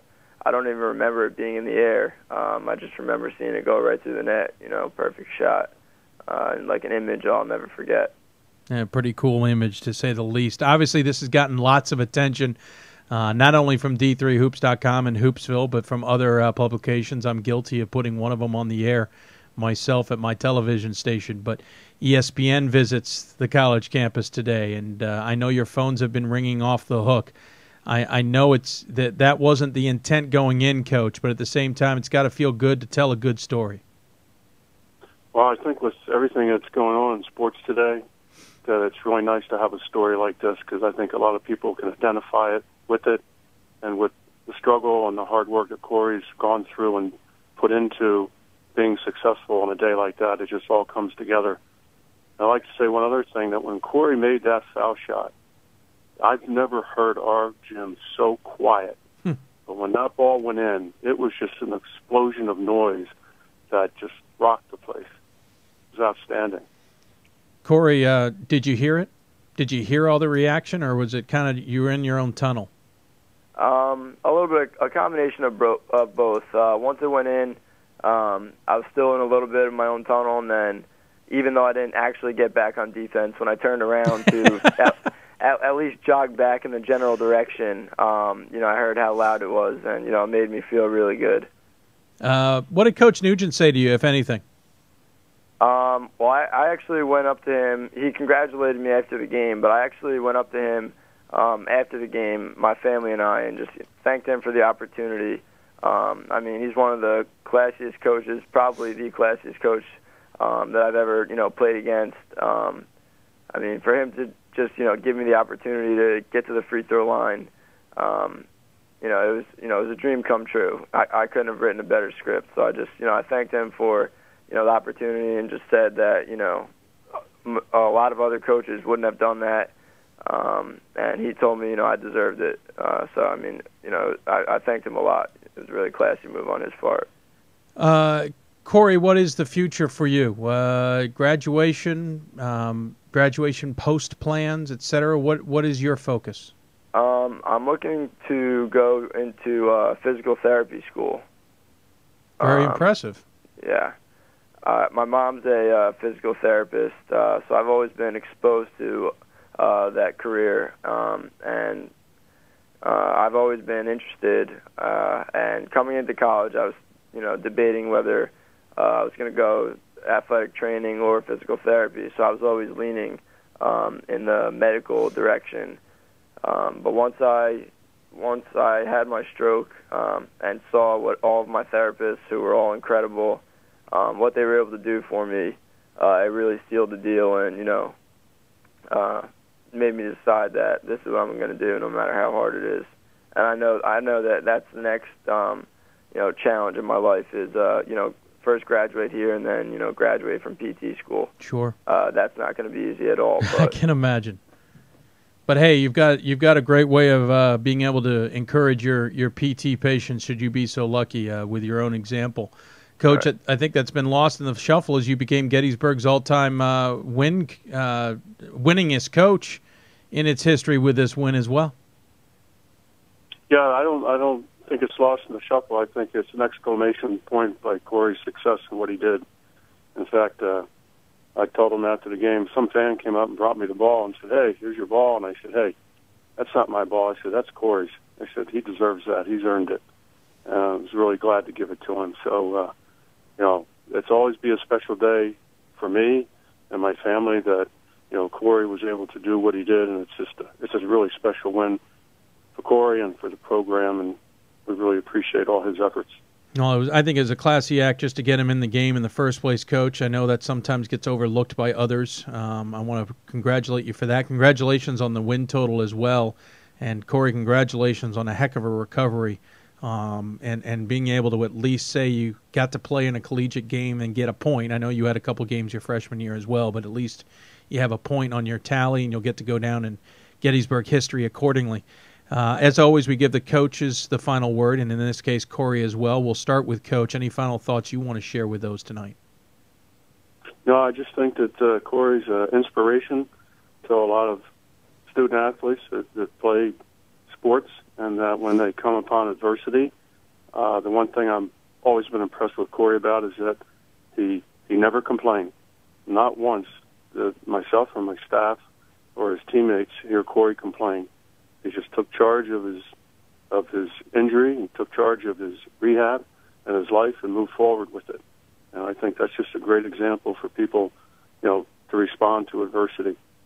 Yeah, very impressive. Cory, any final thoughts you want to share? Again, I just wanted to thank my coaching staff, my coaches, Coach Petrie, and everyone else for giving me the opportunity. Obviously, Coach Nugent for giving me the opportunity to get back on the court.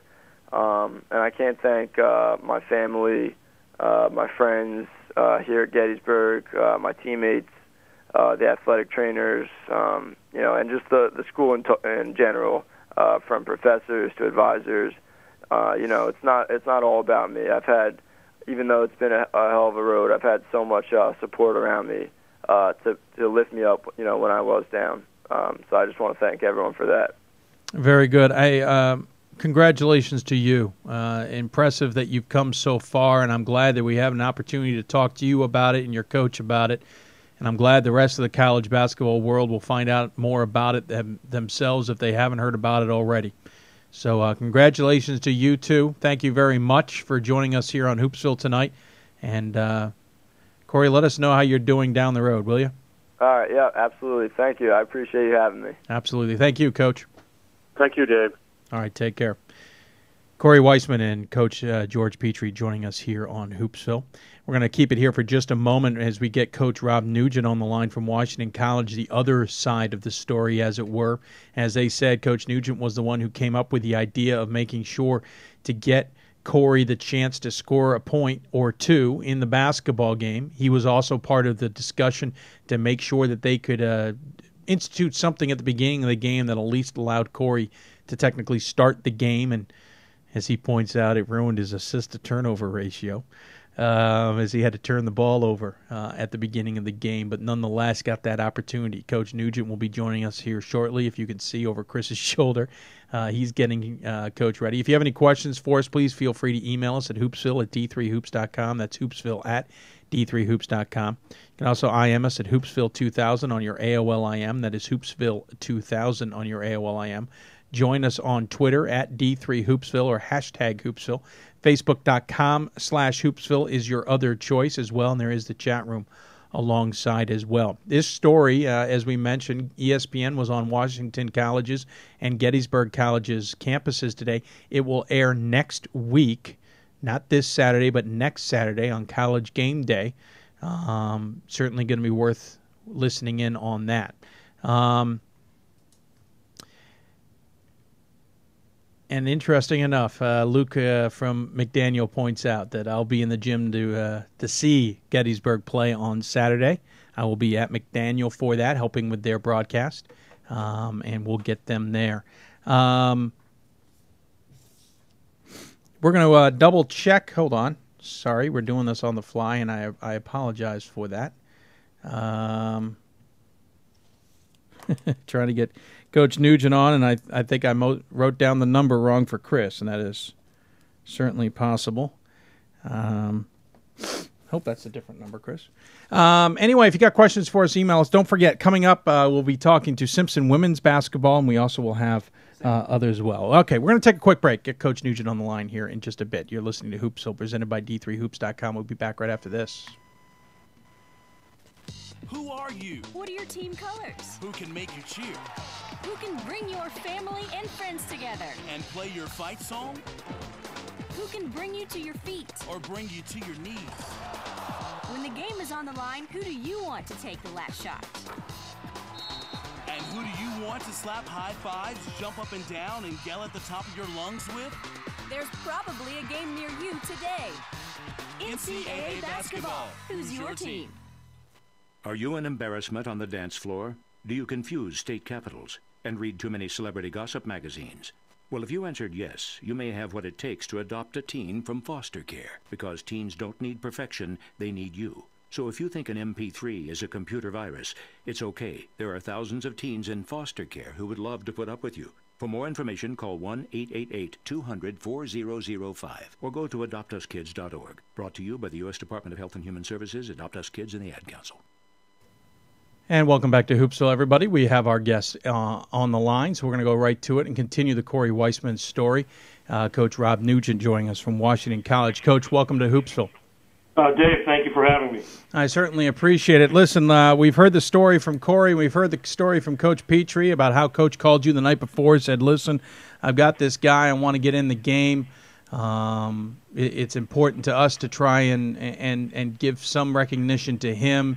You guys kind of brainstorm. Tell it from your end.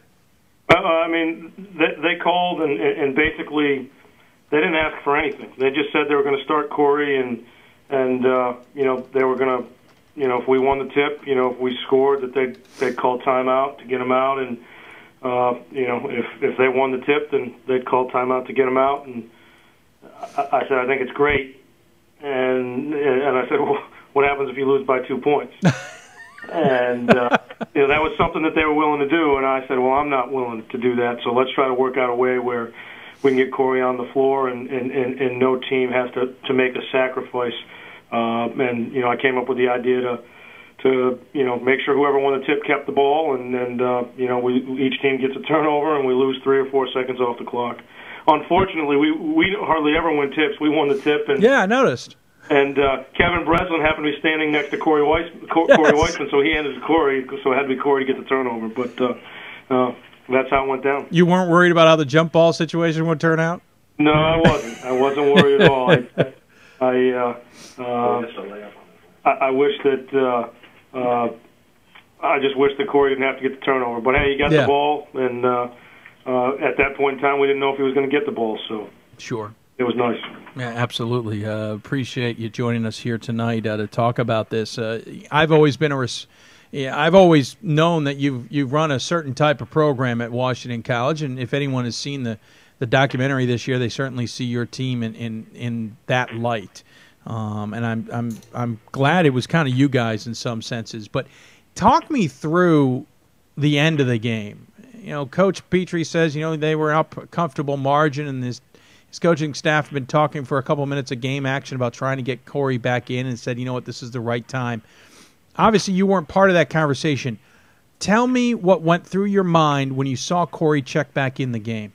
Well, I saw Cory at the scorer's table, and obviously at that time I didn't say anything, but you knew that you had to do something. And as soon as he checked in, our assistant Bob Hughes was screaming at me, "Hey, we got to do something! We got to do something!" He came up with every idea known to man as what you could do to assist Cory in scoring, and I told him no, but no meant not right now. There's 50-something seconds left. Let me process this and figure out what I feel, I guess, is the best way to make that happen and that could honor the moment. And I decided that the best thing to do was to foul him and make him go to the free throw line. And as a competitor, I think he'd rather want to go there and take the opportunity to earn those points rather than have the seize part and let him lay the ball in. Yeah, I was going to ask you. I mean, there's lots of ways of doing it. There's let the seize part, as you point out, and let him get a layup on his own. And there's obviously other ways of doing it. So you felt that he would appreciate it more if he really earned them. Yeah, I do. I certainly don't know. I haven't talked to Cory about that, but I felt as a competitor myself, and certainly looking at I've had some rehab, but it was nothing next to what Cory's had. I busted my knee, back in high school, and it took me a long time to get back, and that's a sliver of what Cory had to go through. But just having to go through something like that and getting back out, it's going to mean a lot more to you if you earn it. And he had to earn it like any other player. He went to the free throw line, and in fact, the pressure on the free throws had to be as great as going to the line, I think, to win the game. Yeah, I got to ask, how long have you known about Cory's story? I know being in the Centennial Conference, there's a good chance you knew about this story. I know there were some reporters in my own newsroom who actually remembered his story. How long have you known about it? I was aware of it shortly after it happened. The assistant coach at Gettysburg College, Stuart Petrie, was one of my assistants here. So we're very friendly, and I'm friendly with Coach Petrie. And Daryl Keckler, who's at Drew is an assistant there and helped recruit Cory, and he and I are pretty friendly as well. So I was aware of it. I didn't know Cory, but I was aware of the situation. Probably the fall after it happened, maybe even that summer. So curious, you decided to send your assistant coach down to let them know you intend to foul Cory. Was that just to make sure he got the ball? Well, yeah. I mean, there's 19 seconds left, and if the ball doesn't go the right way, you never know what can happen. And I wanted to try to make sure he got the ball and just to let them know what we were doing, so that no one thought that we were trying to do something underhanded. I saw something interesting on the video when I've watched it a few times of him walking down to the line to take his free throws. There's obviously a lot of applause going on, a lot of players. I see Gettysburg's side of the floor. I don't see your side. I see them rise on the bench. I saw some of your guys applauding on the free throw line. Did your guys appreciate his story? What did you tell them in the timeout? I mean, how did that progress? They were aware of his story. I'm not sure how many knew of his story prior to Saturday morning when we, briefed them on what was going to happen for the start of the game. But they were all aware of what was going to happen, of his story at that point in time, and every single one of them was. I mean, we were all frustrated in ourselves in the way we had played, and the fact that we didn't have a chance to win the game, but that paled in comparison to the opportunity that was in front of us to allow a young man live a dream that I'm sure that he and many others thought might never come true. Another element of this story that maybe some people don't realize is that Washington College named him the honorary shoreman of the week, and I'm talking about Cory Weissman. That's a pretty significant honor for a school to give an opposing player. Whose idea was that? I'm not sure. That Phil Tickner in the Sports Information Office, I'm not sure how they come up with that. I'm glad that they did. I had no part in that, but, just as he was deserving to have the opportunity to earn some points on Saturday, he's very deserving of being the honorary shoreman of the week. And of course, lots of attention has come since then. You're certainly familiar with being in front of a camera thanks to that documentary following you guys this season. But ESPN, you've had plenty of phone calls. I know you've been interviewed. Has it been almost a little overwhelming? I don't know about overwhelming. It's been overwhelming on the email and on the phone. And I'm very appreciative of all that. For anyone out there listening, I really appreciate that. But I'm trying to reply to every email I get, and I will continue to do that. It's coming a little slowly as we prepare to play here on Saturday. It's a little humbling and at the same time a little embarrassing, as I've said a couple of times already, that this story is about Cory Weissman and all that he's overcome, and the successes that he's been able to gain out of that. And we should be a passing note in that story, but unfortunately, most people expect the worst of humanity, and I try to expect the best of humanity, and we tell our players all the time that and if you've watched the documentary pieces, I'm sure you've heard it. We tell them that our goal is to do the right thing because it's the right thing, no matter how it affects you. And ultimately, when you do the right thing, in that brief moment, it might not affect you the way you'd like it to, but it'll probably end up being having a positive effect on your life, but more importantly, the lives of others. And that's probably the main pillar here in our program. And I think one of the things that can help create good leaders, and and that's kind of what we're about here. Coach, I've said this to you in private, but I'll say it in public. I've already had a tremendous respect for yourself and your program, and of course Washington College in general. I think you guys run a great show over there. I think you guys do the right thing, as you point out, and I think you teach your student athletes the right messages for sure. I just want to say right now that what you guys did on top of the opening tip, which was classy, I think, on both sides, but to think about Cory and to find a way to make him have a bigger moment, as it were, was an even classier move on your parts. And I just want to say, as I get a little lump in my throat, congratulations on that. And I have even more respect for you guys, and I have more respect for you yourself and your coaching staff for what you guys did and making Cory a bigger part of the story. And thank you for that from I think everybody at Division III. Well, I appreciate that, and like I said, Cory's a story, and we're happy that we were very happy to be there on that day and witness and experience that whole atmosphere, especially at the end. I wish we had been up and they put them in because the game was over on our end. But, that's not how life plays out all the time. Absolutely. Obviously, a lot ahead of you. We'll hopefully be talking with you more about Centennial basketball in the future. But in the meantime, I'll let you go and get back to your hard work for this weekend. But any final thoughts you want to share with those out there? What I don't hear many people say is, none of this would have happened, obviously, without Cory and his story, and this is really about Cory, but also without Coach Petrie reinserting him into the basketball game. Yep. That is, we would have never had the opportunity to give Cory the opportunity if Coach Petrie and his staff hadn't done that. And I thought that was a real classy move, and I'm very very happy for everyone involved that he did do that. And I know this is about Cory, but Coach Petrie also set the all-time wins in Gettysburg history that day. And I didn't really get a chance to. I did congratulate him late. I only saw him briefly after the game, after we broke from the locker room. But I did get a chance to congratulate him. But that also is commendable. But I'm sure he's more than happy to share this with Cory. Absolutely, that's what he indicated to us. So, hey, Coach, thanks so much for joining us. Thank you very much, and we'll talk to you soon. I appreciate it, Dave. Thanks for having me on. No problem. Take care. You too. Take care, sir. Coach Nugent joining us from Washington College. We're going to take a short break, but first let me just say that both coaches not only did their schools proud, they did the Centennial Conference proud, they did Division III basketball proud, they did Division III proud, and they did NCAA proud. As both coaches have said, there's way too much talk about the negatives in college sports. And one thing I love about Division III is we don't have a lot of negatives to talk about. We've had our fair share. In our minds, that's a small percentage of what other schools have. But for these guys, they made their schools, their conference, their division, and NCAA in general proud. And I couldn't be more prouder to at least be associated in some small way. And forgive me for being emotional, but these are the types of stories that really tug at my heartstrings.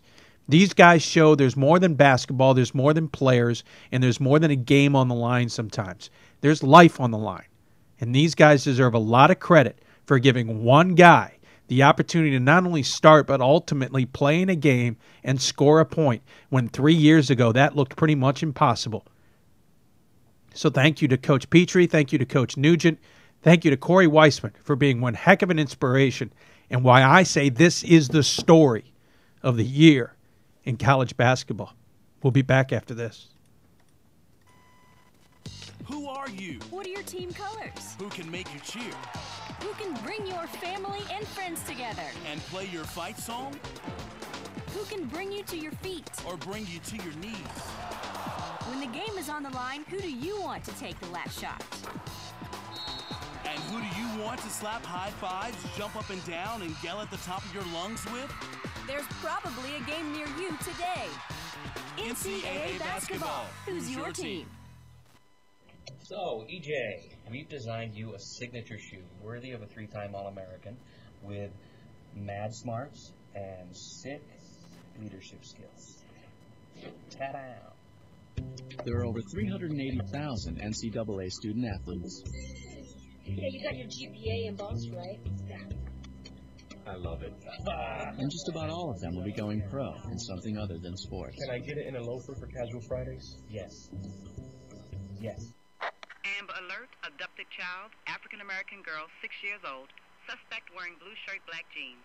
Now when an Amber Alert is issued, you can get the same information the authorities get right on your cell phone. Sign up for free at wirelesamberalerts.org. Think of it, something as simple as a free text message could free an abducted child. All units Amber Alert canceled. Child recovered safely. Suspect is in custody. wirelesamberalerts.org. A child is calling for help. Brought to you by the Ad Council. We've got more schools than Division I, more fans than Division II, and more upsets than March Madness. There's 800 programs with over 11,000 games leading to 2 national championships. And we've been covering it all for over a decade. From Eastern to Occidental, from Puget Sound to Piedmont, from Southwestern to the University of New England, and from Hope to Calvin. Nobody covers Division III basketball like we do. We're at D3Hoops.com at www.d3hoops.com. And welcome back to Hoopsville, everybody. I'm your host, Dave McHugh, broadcasting out of the Hoopsville studios. If you have any questions for us, email us at hoopsville at d3hoops.com. IM us at Hoopsville2000 on your AOL IM. Join us on Twitter at D3Hoopsville or hashtag Hoopsville. We appreciate everybody who has been following us and adding on to our Twitter following. We're at 945 and want to get larger. You can also follow us at Facebook at facebook.com/Hoopsville as well. Lots to talk about, lots to cover tonight. We're not done in this expanded coverage. Again, a thank you to Coach Nugent, Coach Petrie, and Cory Weissman for joining me here on the show to talk about Cory's story and the great game on Saturday. Great story on D3Hoops.com. Don't forget about that, and I hope you forgive my emotions there at the end. It's now time to go to our City of Salem School of the Week, and joining us on the Hoopsville Hotline is Lake Forest men's basketball coach Chris Conger. And Coach, welcome to the show, and congratulations on what has certainly been a very good year for the Foresters. Well, thank you, Dave. We really appreciate it, the opportunity having to be on here with you guys, and quite a story to follow. Just an unbelievable story, and it was great to listen to it. We got done with practice, and I ran down and turned on the show and got a chance to listen. I think Coach Nugent, Coach Petrie, they embody what we all want to be as coaches, I think, and that's as educators, and they're educating about life, and it's just a tremendous job by those guys of taking advantage of that opportunity to teach so much about life with that situation. Yeah, agreed. Very good point, and I couldn't agree with you more. And it's one of the reasons I love this division, because sometimes the best stories aren't necessarily the ones that are on the court, because there's more important things than NBA contracts and other things like that in the future. Hey, 20-2 overall, 16-1 in the Midwest Conference. You got a 3-game lead on Grinnell, who was nip and tuck with you guys earlier this season and even knocked you off once. And you've got one more game with them to go. You've got to be pleased with how this season has gone. Yeah, it's been a great year. I think the guys have worked incredibly hard, and they've earned this. They've worked so hard. We have 7 seniors that have just really stuck together, and they've really laid a great blueprint for our underclassmen and what it's expected of them out of season in terms of how hard they worked as a group out of season, and then they've just carried it right through into opening month of practice and right through the season right now. Your 2 losses this year. Edgewood tripped you at the beginning of the season by 13. We mentioned the Grinnell game in what I would consider a low-scoring affair for Grinnell, 98-92, though Coach Dave Arsenault Jr., the interim coach, has said his team likes to play defense more than than most teams, so I can believe it a little bit. But, with 1 game left, did you ever expect this team to be in the position they're in right now? No, I don't think any coach can ever think that. And I think the model of our season has been so far that we've just been really focused on just the 1 game at a time model. The old coaching wisdom, usually those coaching wisdoms are there because they're true, and people have used them time and time again, and we've really stuck to that, just trying to get to 1-0 every week. And I think that's allowed our guys not to think much about the big picture and really just focus on the game-to-game preparation that we need to do. Of course, in the Midwest Conference, you guys are number 2, jumping Transylvania in the regional rankings, now sitting right behind Wash U, who is 1 loss. I think they're a trepidatious one. They're 1 loss away, I think, despite an incredible strength of schedule from dropping. That means if you get the job done, let's just say you win out, you could be in a really good position to be sitting there hosting in the NCAA tournament. That would be a great honor, and there's no doubt about it, but there's so much that can go on between now and then. Oh, sure. And there's so little of it that we're actually in control of, just with the way the system is and the way it is. Transylvania had a great win last night over Hanover, so who knows? You could win out, and Transylvania could leapfrog us. I have no idea how that stuff always comes out, but we just got to focus on us and keep battling every day. Of course, Lake Forest, located in Lake Forest, Illinois, in case anyone is not familiar with the region. You guys are just you're north of Chicago, probably a little closer to Wisconsin, really. If anyone knows where Kenosha is, you're not that far away from there, kind of in between Kenosha and Chicago. Lots of good basketball out there. Obviously the CCIW teams are out there. You got good teams just north of you in the Wisconsin as well. The Midwest is always tough. Is this kind of the changing of the guard, allowing a team like Lake Forest to kind of rise to the top here? I don't know. I think if you look over the recent history, I think our league has shown itself pretty well. You had Lawrence ranked number 1 in the country for almost a full year, probably 5 or 6 years ago. Last year, St. Norbert spent a lot of time at the top of the rankings. I think the neat thing about our league is just how many different teams are able to step up in different years. Grinnell's been ranked, Carroll's been ranked. We've had a lot of different teams. Rippon's been ranked that have gotten into that elite level depending on the years. We don't have one per se dominant program in our league. I think that's what makes our league so fun. Is it makes us such bad prognosticators as coaches. You look at our preseason coaching polls, we rarely get it right in our league. Yeah, I noticed. Yeah, it's unbelievable. We had 1 year probably 10 years ago or so, we ended up going 16-0 in the league, and we were picked second to last, we were picked ninth in the preseason poll. It's just, our league is that way. Well, and you've had some, I mean, Carroll has played well in the past. Ripon has played well in the past. They're good teams this year. I'm not trying to take away from them, just not in the conversation necessarily. You mentioned St. Norbert. Grinnell's in the conversation usually for different reasons, so they're only a few years removed from one heck of a series of runs and NCAA tournament visits as well. You mentioned Lawrence as well, who's on tough times right now. The Midwest Conference, though, does get lost in the conversation. As a conference, what do you think of it? Is it improving? Is it still kind of in the middle of the road there? I think it's definitely improving, but I do think sometimes we do get lost in the shuffle with the WEAC here being so close by, with half our teams in our league being in Wisconsin. I think they compete with the WEAC and then the CCIW here in Illinois. But I think if you look at our track record here in the last 10 years since we did some adjustment to our off-campus recruiting rules about 7 or 8 years ago. We weren't used to be able to go off and talk to students off campus at even a game, and so they opened that up for us. I think that's allowed us to get in with a few more students, and I know our coaches in this league, I don't know if many leagues have coaches that work harder from top to bottom in their league. I mean, you go out to these recruiting events, and most of the time I feel like our league outnumbers the other leagues at those events. You guys ought to just carry just one card and just hand it out. Listen, I know every one of these coaches wants to talk to you, too. It may help. Absolutely. That way, split it and then just figure it out from there. Listen, I know there's 5 other guys in my conference. They want to talk to you, too. So here's one business card. It would save us some recruiting money, too. There you go. Exactly. I don't think some other coaches would go for it, though. Hey, let's talk about your team. Being led by senior Travis Clark, 17 points a game. Not to be outdone, he's pulling down, trying to find it. There it is, 10 rebounds a game. Not too shabby. 11 points out of sophomore James Stack. Senior Nate Bateman, 10.4 points a game. Jeff Beck, who's a junior, 10.1 points a game. But after that, it's a steep drop-off. It's Drew Grinnell at 4.8 points. I'm not trying to say that he and Chris Rhodes and the rest certainly don't contribute. But point-wise, offensively, it certainly looks like those top 4 guys are your main weapon. It definitely has shaken out that way. I think we have some guys. I mean, Drew's a great example of a guy just really accepting his role and finding ways to make us better.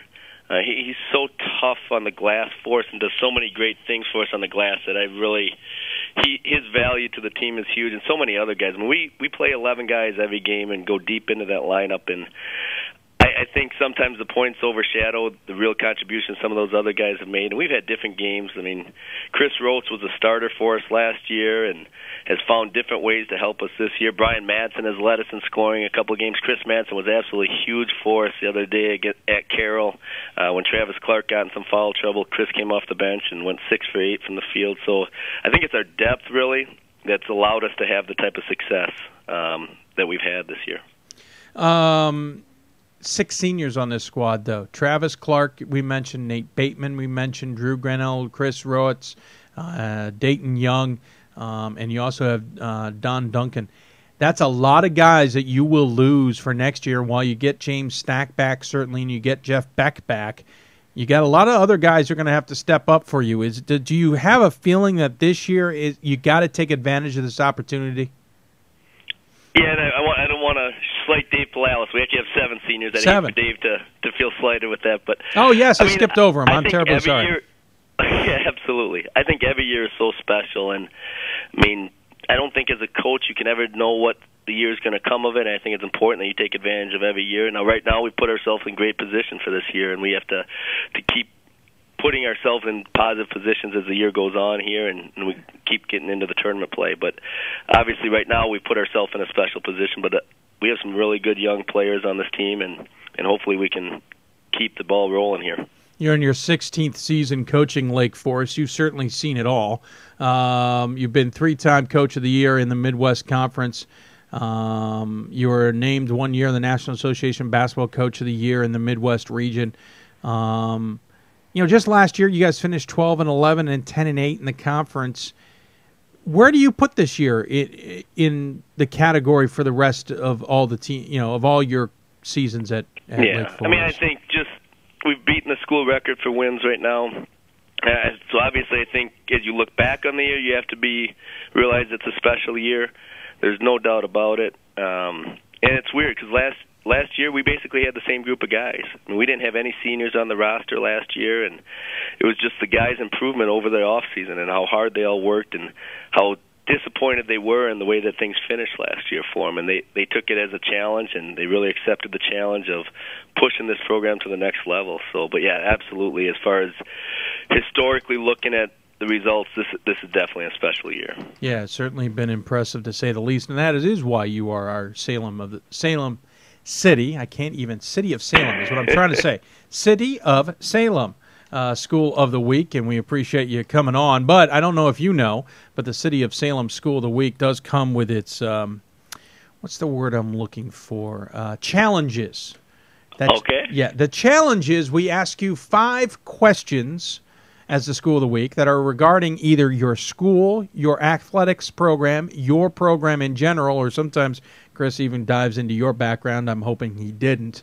Chris likes to do these. I don't know what the questions ever are. He seems to have a mind of his own, so I apologize ahead of time. But you are now officially in Chris's hands, as it were. The leader is 4 out of 5. Most have averaged 3 out of 5, so don't feel bad if that's where you finish. And I will tell you right now, I hope you've read up on your U.S. News and World Report, because that is my producer's favorite topic to bring up in one of the 5 questions. Now, usually I say he starts these easy and gets them hard, but last week he started hard, and it didn't get any easier. So Chris Taher, producer extraordinaire, is now in the window, and right. Chris Conger, Lake Forest men's basketball coach, it's all you. All right. It's I wouldn't say challenge, it's a privilege to get asked these questions, wouldn't you say? Well, we'll see how the results come out. There you go. You know. If he goes 5 for 5, he's going to say it's a privilege. He goes 1 for 5, he's going to want your number. All right, Coach. And by the way, Coach, I don't even know what these questions are. So. Okay. All right, let's dive right in. First question. Lake Forest's nickname has been the Foresters since 1948. Name one other nickname used before that, and what is the name of your Bear mascot? Jeez, a double-end question? I got a couple doubles for him today. Our Bear mascot is Boomer. There you go, Boomer the Bear. That's correct. Okay, good. Oh, you're getting me on what was Lake Forest was called prior to the Foresters. What was the previous mascot? Yeah. We had a bulldog, but I think that was... What year did you say? 48 is when the nickname became the Foresters. There were 3 others that were thrown around that were used before the Foresters. I'm afraid of what one of them might be. The Lakers. Ooh, I like Lakers that. is not one of the 3. I like that, though. That's good thinking. That is good. Yeah, we'd go along with the Foresters. Yeah. Yeah. Well, and you're on the lake. We have the Gold Coasters, the Red Devils, and the Jaybirds. Wow. Okay, I got the first one. The other 2 I'm not going to follow, but okay. Gold Coasters, I get that for Chicago reference, but... And then Red Devils and Jaybirds. So that's all right. You got Boomer the Bear, so that's a good give you a half point. That's right. Okay, I'll take a half of that. that. Some have. They finished with 3.5 or 2.5, so it's possible. All right, Coach. A little easier. In number 2, in 1993, Michael Jordan walked the Sports Center hallways to shoot a commercial for what product? Oh, it's either Wheaties or Gatorade. I can't remember which one. I am going to say Gatorade. Gatorade is correct. Yes, good guess. Gotta love how the great Michael Jordan visited Lake Forest. His airness, that's Absolutely. right. Yes. Absolutely. Nice. Yeah, there's some good stories about that weekend. I will share some off the air. I'm sure we Absolutely. don't. Yeah, there you go. All right, Coach. Number 3, Alan Carr is a Lake Forest alum who produced what famous Broadway musical? Oh. Guys and Dolls. No, good guess. It was Grease, the famous Grease. I didn't. Yes. Wow. Dave, what's your favorite Grease song? My favorite Grease song? Doo-Wop, the finale. Oh, okay. All right, good. Yeah. Keep you on your toes. Yeah, I see how you roll. All right, number 4. I'm just surprised we've gotten through 3 questions so far about a team in the Chicago area, and you haven't brought up the Cubs yet. So let's just keep going. I had a chance to, but I decided I know. not to. Smart man. There was a good there was a good Cubs trivia. The guy that sings "Go Cubs, Cubs Go" Go. is a Lake Yep, Forest alum. I almost put that in there. I yeah. actually Did you really? I almost did. Yeah. I actually know that. I have a CD right over here that's got it on there. I'm a diehard Go Cubs Cubs, fan, go. and if he had brought it up, he would have been fired on the spot. He did it. He brought up the pitcher who pitched the last time the Cubs won in the World Series before losing 3 to Detroit. So in '45, so he's already on thin ice. I got you. I know my spot over here. So, all right, Coach. You got number Know your 4. role. Your team, as you mentioned, has set a new school record for most wins in a season. You're currently at 20, and for most consecutive victories at 15. I was going to say, what he's gonna years guess that. were those original marks set? Were they the same year or different? Different years. So we'll start with the 18 wins, which was the previous record. 18 wins, I believe, was 76, 77. Boom! That's Very right. nice. Very Okay. good. And the previous of 14 consecutive victories was when? Broke a 33-year-old record. I'm trying to. Was it 2000? No, you got to go back a No. little further than Okay. that. Oh, he's going to give you a chance. I'll give you he's a second actually giving you a guess, yeah. chance. Oh, second guess. 1978, 79 season. Correct answer is 1914 Whoa. to 1916. 14 consecutive wins. Coach, I apologize for the That's question. quite all right. I have not been doing my homework, obviously, on Lake Forest. I've been just focusing on the basketball. Hey, All right, so okay. he's got 2 half points for one, plus one other question he got right? Yep. So he's got 2, or did he get another one? He's got one more coming up. Yeah, but So he's gotten 2 out of 4. Yep. All right, here we go, Coach, for the final question. Diane Ned, I think that's how you say her last name, Lake Forest alum, 1973. See the alum stuff. Set a world record in 1979 with a 2-day, non-stop, 102.5-mile swim. It was a world record that still stood in 2007. I wasn't sure if it still did. I was looking up but couldn't find it. Anyway, she ended up in Florida. Where did her swim start? I believe it's Diane Nyad, and Nyad, she just there you go. attempted to swim, I believe, from Cuba to the She U.S. has this tried. year. Yep, she's tried Yeah, I that was gonna say that name unsuccessfully. Yeah, sounds 2 very times. Unsuccessfully. Yeah, she's gonna try it again this year. Of what I read. Yeah, that Yeah, is it correct. didn't work out. And so she ended up in Florida. I thought she swam the English Channel, but maybe this. I don't think she I don't could've- know if she ended up in Florida. I don't know where she came from. Ooh, I was going to say, she started in the English Channel. She swam more than 100 miles in Florida. That would be impressive. That would be a record. All right. I'm not sure where she would have started from. Haiti? She started in the island of Bimini and Bahamas. I would have accepted as well because it's in the Bahamas. Okay. So started in the Bahamas. Yep. 30 years later, she tried to go from Florida to Cuba. Again, twice unsuccessful because of jellyfish stings. Yes. But Yes. going to Damn give it a go jellyfish. this year from what I read. So You know, they hopefully- don't have those in Lake Michigan. She could just try and swim across the lake. But quite a feat nonetheless. Hey, well, Coach. that was a pretty disappointing performance with only 2, but I still say it's a privilege. Yeah, well, All don't right, worry. Well, excellent. good. Thanks, Coach. Don't worry. I would say we'll make him easier, but he never does. Hey, thanks so much for joining us, Coach. We're way behind schedule, so I got to let you go. But as always, No problem. we give the coach the final word. Any final thoughts you want to share with those out there listening?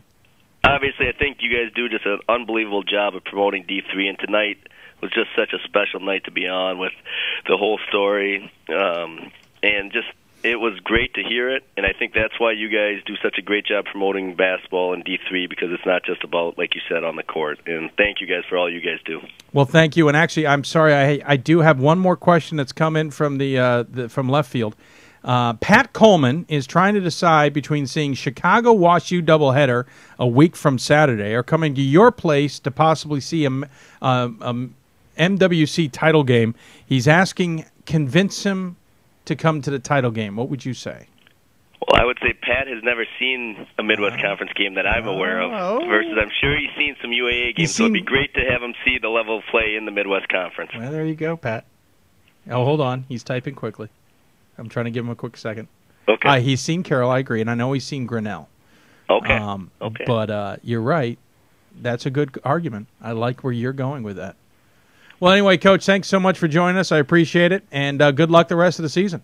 Thanks so much. Take care. All right, take care. Bye.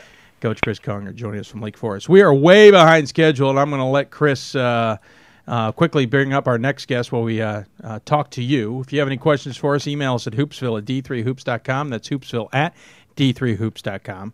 Pat's showing off now. He has seen Carroll, Knox, Grinnell, Ripon, and St. Norbert. But I know he's never been to a title game, right? Or am I wrong? I bet he hasn't been to a title game. That would be my argument. But I also know others would say go to Chicago. Watch you. I think you got a great pick no matter what, however that happens. I'm just jealous you're going to be able to go to Chicago and see all those great teams. We'll have to talk to you about it. Again, email us at Hoopsville at D3Hoops.com. That's Hoopsville at D3Hoops.com. You can IM us at Hoopsville2000 on your AOLIN. Join us on Twitter. D3 Hoopsville is your Twitter account, D3 Hoopsville. And you can also join us. Let's see, hashtag Hoopsville is your other way to doing it. We are behind, so I apologize to our guests in advance. We are trying to get our next guest online, and that will be we're jumping back into the East region, believe it or not, and we're going to be talking Medaille basketball, I hope, here shortly. Trying to get them on my Twitter account. There, I think we're close to them here. Or not. See, this is what happens when I try and remember 600 accounts, and they never end up remembering anything. And really, I'm being nice. It's more like 200 or 800 some odd accounts. So forgive me here as I stall badly. There we go. We're going to be talking to Simpson as well, coming up here in a little bit out of the West, women's basketball on that. We hope you will join us for that. Again, any questions you have, please send them our way. We would love to hear from you along the lines. Lots to talk about down the road. Don't worry if you missed part of the show. It'll be up on the archives here soon as well. Let me just do this. Make sure people can watch us if they want to. And done. Now joining us on the Hoopsville hotline is Coach Mike MacDonald from Medaille men's basketball. Coach, welcome to Hoopsville. Thank you very much. Thanks for having me. I appreciate you joining us. Sorry for the delay here. We're a little bit behind tonight, as you can probably imagine. That's okay. I was at my son's high school basketball game, and it went into overtime. And oh. I was, hesitant to pick up the phone if you called, but they ended up winning by 2, and it's over. So I was able to get to the quiet area to be able to talk to you. Very good. Well, I appreciate it. 22-2 on the season, 16-1 in the conference in the AMCC, which basically takes up about 4 different regions: the East, the Mid-Atlantic, I think, and in the Great Lakes for sure. We could throw in some other regions if we feel like it, but we're brought you on mainly because of the East region, and you're obviously out of Buffalo, New York. You got to be pleased with the season so far. Your last blemish was back in early January against LaRoche. You lost to Dickinson earlier in right around Christmas. Those are your 2 losses on the season, and you got 1 left against LaRoche. You can obviously solve that problem, as it were, though you've wrapped up the conference already, at least in the regular season, with a 3-game lead on LaRoche, so tomorrow really doesn't matter in some senses, though obviously finishing with a win would be good. How are your thoughts on the season? Well, I think obviously saying 22-2 is outstanding. We weren't sure what to expect coming into this year. We had 4 seniors. One had played a lot. The other guys had been real role players. So we were basically a new team. We knew we had some freshmen who were going to help us and be very good. And we've been fortunate. We have unbelievable chemistry. I mean, you look at our stats. We have 7 guys averaging between 7.9 and 11.3 or something like that. It's basically between 7 and 11 points, and we average almost 80 points a game. Yeah. So it's a very unselfish group. It's a joy to coach. They're a pleasure to coach. I mean, they're very competitive, and they really are unselfish. And when you put those 2 together, you got a chance to have a pretty good basketball team, and I think we do. I'm going to probably butcher his name here, so I apologize, but your leader at 11.4 is Phil Mariana? Mariana. Okay, Mariana. David Shuey at 9.8, Sean Bellomo, 9.6. I butchered the easy one. Tyler Stevens, 9.2. Angel Flores, 8.8. You're mentioning all these guys: Steve Bryant, Jamal Coleman, both at 7 points a game. You got a lot of guys rebounding as well. No one has staggering numbers there. It seems like a an even attempt there. Flores is your leading assist guy, though. Phil's also filling in with 63, and even Josh Laureano is filling in with 51. You go pretty deep. Let me do the quick count. 6, 7, 8, 9, 10 guys have played in 24 games. You don't see that often from a bench. You still got guys after that who've seen 3/4 of or 2/3 of the season. And you point out you're outscoring your opponents by nearly 15, and you're out rebounding by about 6. Clearly, you've got a deep bench. And we do have a deep bench, and that's been one of the big things. You mentioned Josh Laureano. One of the big moves we made was at Christmas time.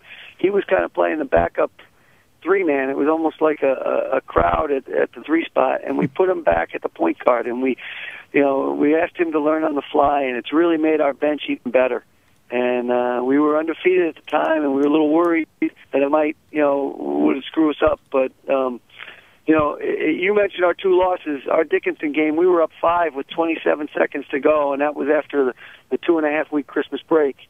And we just didn't finish it. They made 2 threes. Credit them, they made 2 threes, and then we got to overtime, and it was a back-and-forth game, and they made some plays at the end. And then the LaRoche loss, LaRoche shot 12 for 14 from 3. Not bad. Against us. Not bad at all. Not bad at all. And show what a great coach I am. At halftime, they were 6 for 8.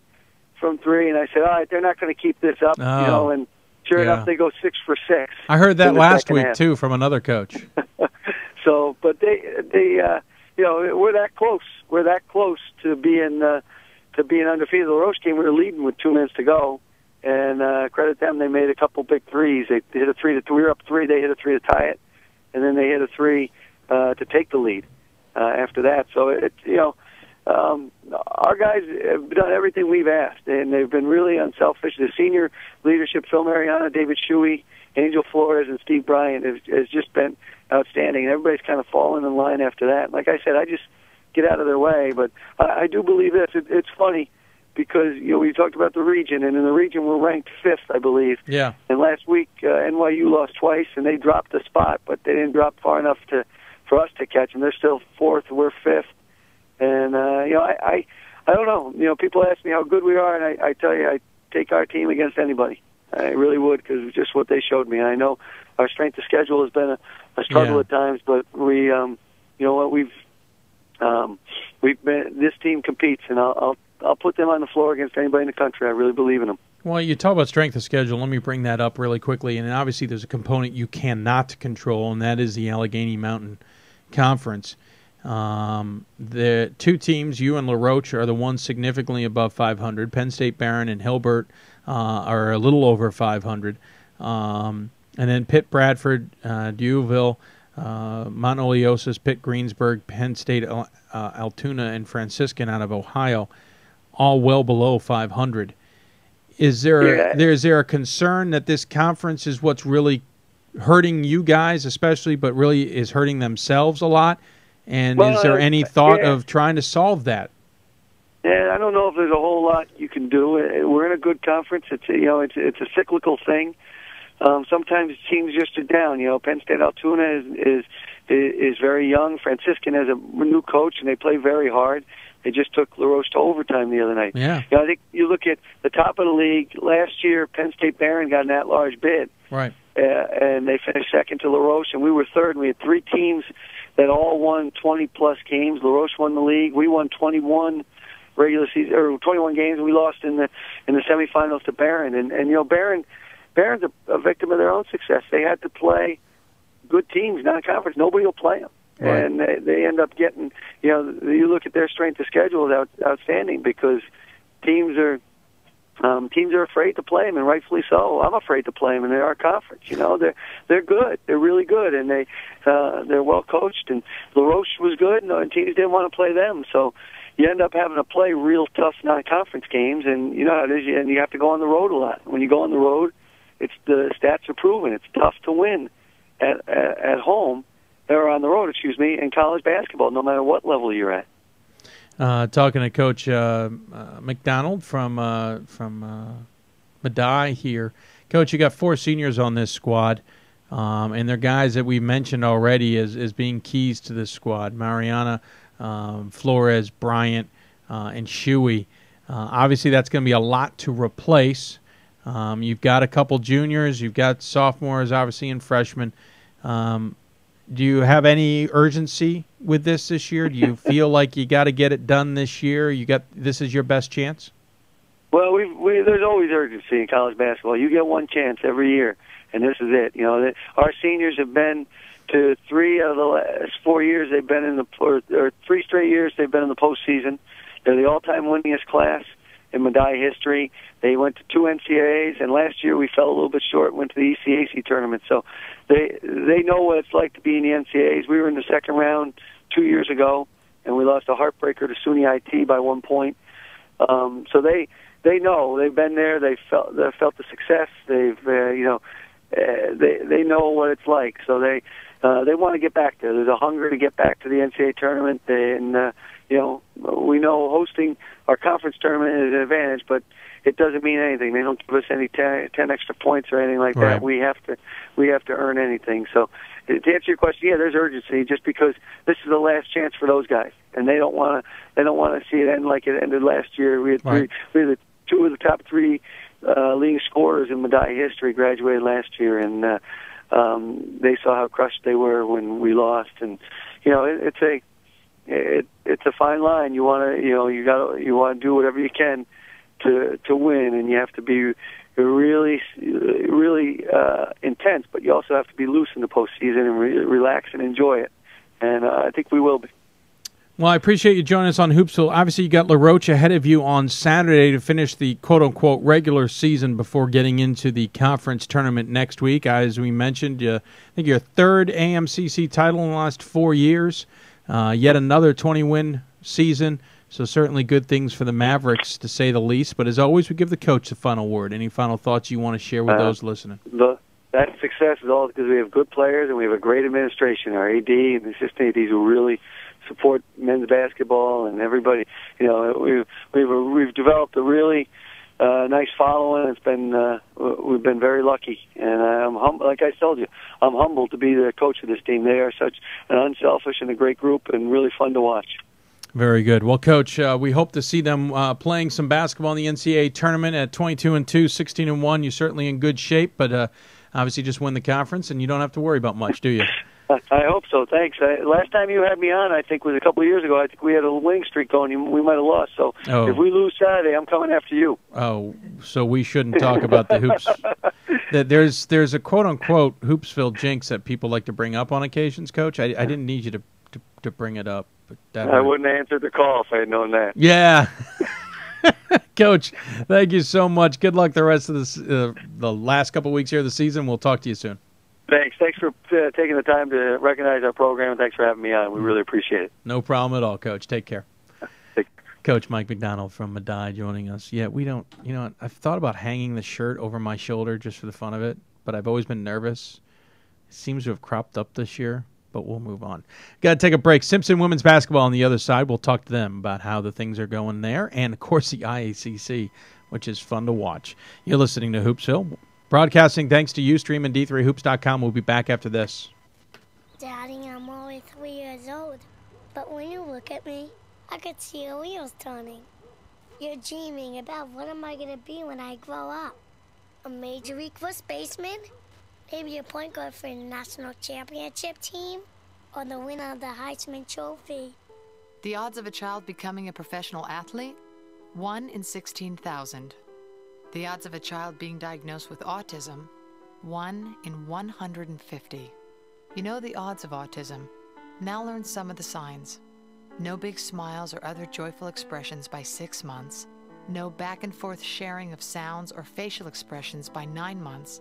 And no babbling by 12 months. To learn more of the signs and more about autism, visit autismspeaks.org.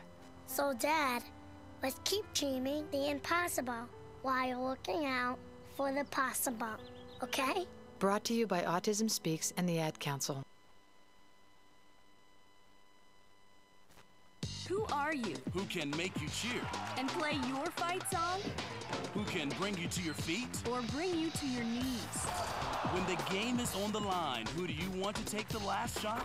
NCAA basketball. Who's your team?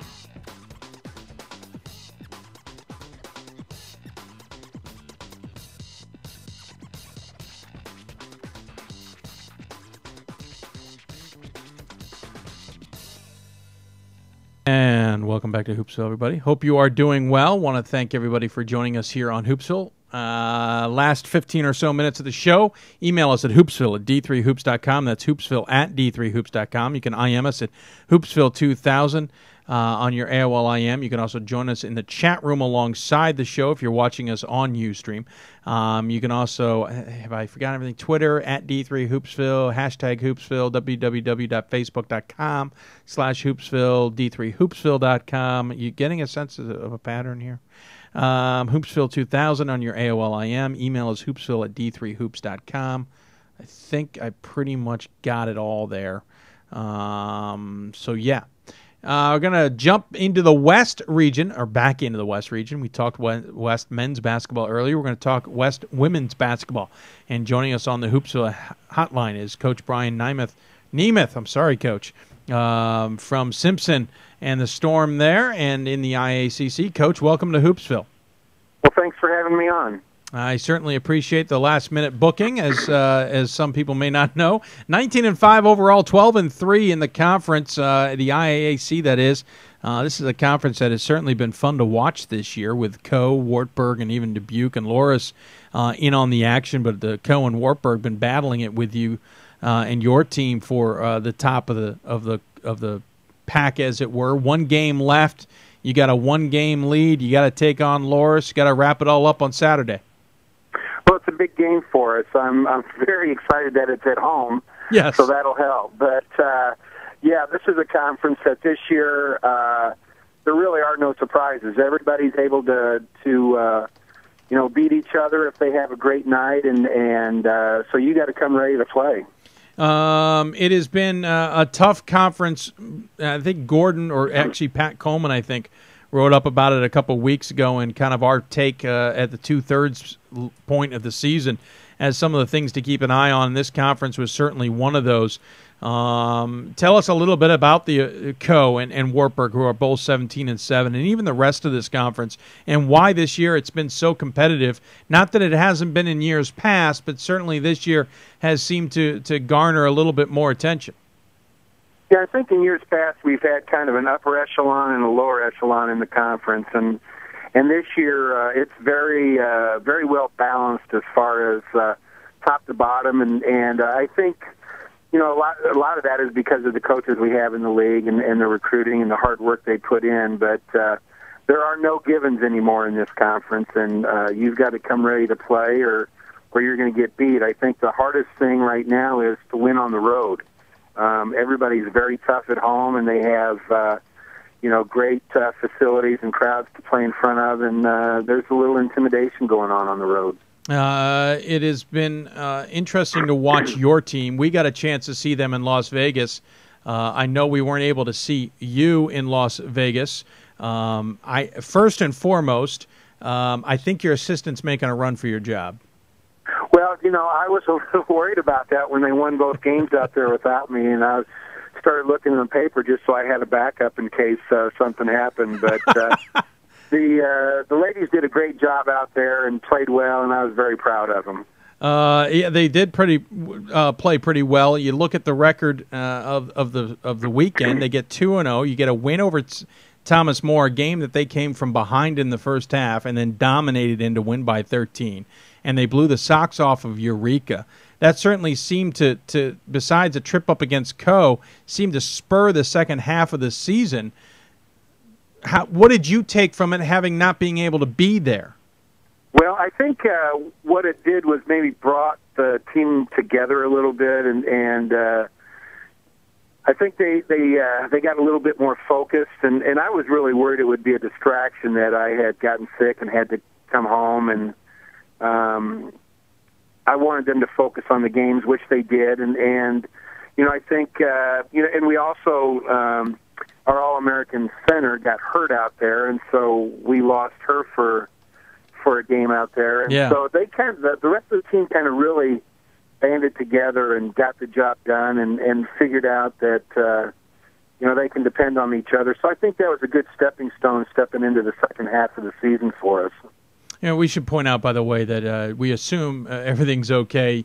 You just kind of had one of those unfortunate situations. They said just bad timing and bad illnesses around Christmas time? Yeah, that's exactly right. I found out I had walking pneumonia, got sick on the plane. Because of a heart history, they took me off the plane in Denver and sent me home after keeping me overnight for observation, but everything was great. Okay. And the only problem was I took my wife out there for our 20th anniversary, and we were going to renew our vows, and so she got to spend the night in the hospital with me and come home. So she's probably that was a thinking great trip twice. for her. She's probably thinking twice about renewing the vows now. Yeah, I think so. Well, I'm sorry it didn't work out in that sense, but the team is certainly playing well. Let's talk about that. Stacy, I said the name correctly out there, and I'm not going to say it now. Shootier. It's Shooter, yeah. You're a senior at 13.5 points a game. So is Kate Nielsen. Jamie Elbert and Ike Sokol, 9 points a game each, and certainly getting plenty of contributions after that. Your leading rebounder on the team, I believe, as I quickly check it, is Nielsen with 7.6, and of course Shootier at 7.1. You've got the size inside. You've certainly got good play inside. What's been the balancing act?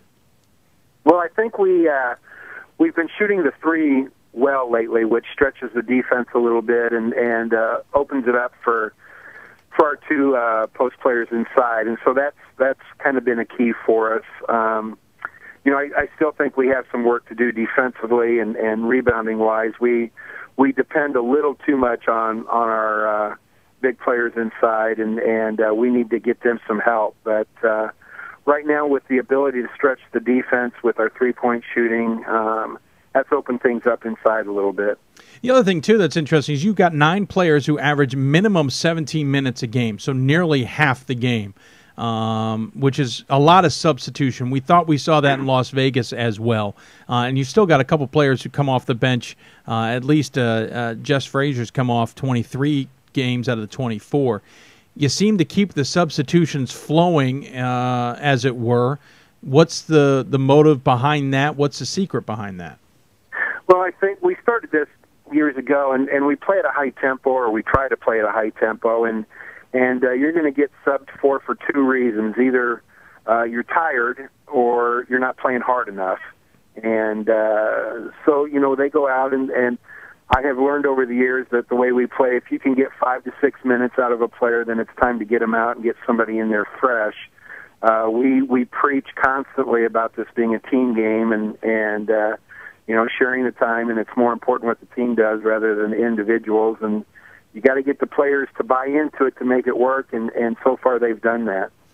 I look at your roster, and one thing that blows my mind is not only the fact you have 4 seniors on the squad. Certainly you will lose plenty of contributions in Rogers. You're going to lose contributions in Sokol. You're going to lose quite a bit, obviously, in Shooter and Frazier. But you have a whole mess of juniors right behind them. A, that seems to set you up well. B, you've got to be a little paranoid on the recruiting trail because you have a mess of students for next year that you will eventually lose. Yeah, you're right on both points. We do have a great group coming back. And how we got into that situation was through some transfers that came in after their freshman year and came to Simpson as sophomores, and they're in their second year now, and they were added to the freshman class that we had recruited. And so we got some big numbers on the junior side. Now, I will say that one of them is a sophomore eligibility-wise. Well, actually, 2 of them are sophomores eligibility-wise, and we'll have to see if they graduate on time. But we definitely are hitting the recruiting trails hard, and so far have a pretty good class in line. And with the fact that they're going to come in and get some time to learn, and then as sophomores they're going to have to step in and take over. So I'm not as paranoid as I was, but yes, it was a little scary. Just a little bit. Hey, we should point out you are now the winningest coach in Iowa Intercollegiate Athletic Conference history. Back in January, you broke the record. You had quite a few other records come your way as well in your 25 years of coaching. You've pretty much been synonymous with Simpson. You've been synonymous with the IIAC. I know records are just records, but the last years, since 97, 98, you guys have been on a tear of NCAA tournament appearances, IAAC championship and tournament appearances. Are there any moments in this career so far that have stood out to you that you always remember, that seem to stand out more than any others? You know, I don't think it's moments as much as it is players, the people. Like you said, I've been doing this for 25 years at the Division III level. I love this level. The players are passionate about the game. And I think I remember the players more than I do the moments. We have a great alumni fan base, and we stay in touch with them. And we actually have an alumni game this Saturday before our varsity game. And I think the people that I have seen go through the program and go on and be successful in life are the things I cherish the most. I do find it interesting while reading through things. Your assistant, Elizabeth Curry, who I believe was pretty much the interim coach in Vegas, she played for Pat Summitt. She coached under Pat Summitt. Now she's coaching with you. A, how do you pull her away from Tennessee? And B, what does she bring to the table for this squad?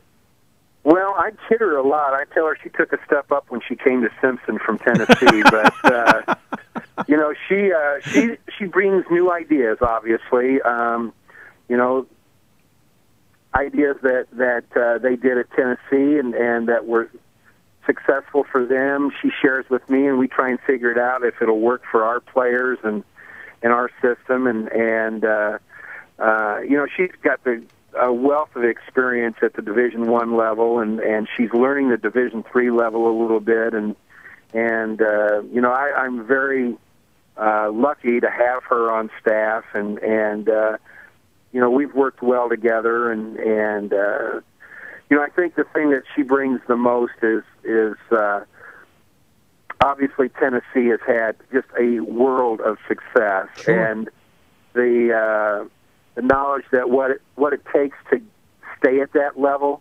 You know, we're trying to stay at our level or get better, and so she's been very helpful with that. Amazing. I find it interesting that you said she stepped up. My question would be, or Pat Coleman's question would be, is what could you be teaching her that Pat Summitt may not have? Well, what I'm trying to teach her, I think, is to deal maybe with the different level of players. Sure. Obviously, the X's and O's and that kind of stuff. I'm not even in the same ballpark as Coach Summitt, but you know, I think at our level, Division III level, you've got a different level athlete, a different level player. The passion they bring to the game is, I think she's amazed by the passion and the work ethic of some of the Division III players that we have, and so it's a little bit of a different world, although the game's the same. I think she's getting a chance to learn or see the game played at a different level here. Do you feel any pressure at Simpson with the program that you have created, the success? I mean, let's look. Last year, 22-7. Previous year, 23-6, 24-4, 27-3, 23-7, 24-5, 22-7. You have to go back to 03-04 to find a sub 20-win season. It was 19-8. Then it was 21-7. Then it was 19-9. It was 20-7. It was 23-5. You get the last time you had a losing season was 96-97, and you fouled it up with a 24-2 season right after that. Do you feel pressure with the success you've gotten, or is it almost helping you in some ways? Well, I think there's some self-imposed pressure. You know, you always want to be successful, and I have learned that it's harder to stay at the top than it is to get there. Sure. And so I don't feel any pressure from our administration or anything, but I certainly do from myself and wanting to not just stay where we're at, but to get better. And I think sometimes the players maybe feel a little bit more pressure than you know, we've been to the NCAA 7 years in a row, and I had Stacey Schucher, a senior, said, you know, she didn't want to be on a team that was the first one that didn't make it to the NCAA tournament. And so, you know, so I think the players feel a little bit of the pressure. with all that success, you're sitting third in the regional rankings behind two very good teams in George Fox and St. Thomas. But you're not getting any votes in the top 25, which is, in my opinion, surprising. I don't vote in the women's top 25. You're on the doorstep of winning game number 20 yet again this season. Is this team being underappreciated? Is this team maybe as good as you expected it, and the lack of national love is just, or something in between? Yeah, that's a good question, because I'm a little surprised maybe we haven't gotten a few more votes. We lost a couple games early to Wisconsin River Falls, and so I think that kind of took us out early. But I think at this point maybe we've climbed back into at least consideration for some voting. I think the 2 wins that our team had out at the tournament in Vegas were big wins, and so I think we can play. The voting, as I tell the players right now, the most important thing is just to win the next game, and when we get to the NCAA tournament, hopefully we'll have a chance to prove, what we can do. But we've got to get there first. So right now I'm okay with what's happening, but hopefully at the end of the year we're getting a lot of votes. Let me ask you a completely random question, but I know you've been around coaching long enough on the women's side of things, and obviously you're involved with the WBCA, the Women's Basketball Association. I find it funny that their top 25 has 8 voters, and that's an increase over a couple of years ago when I saw it only have 6.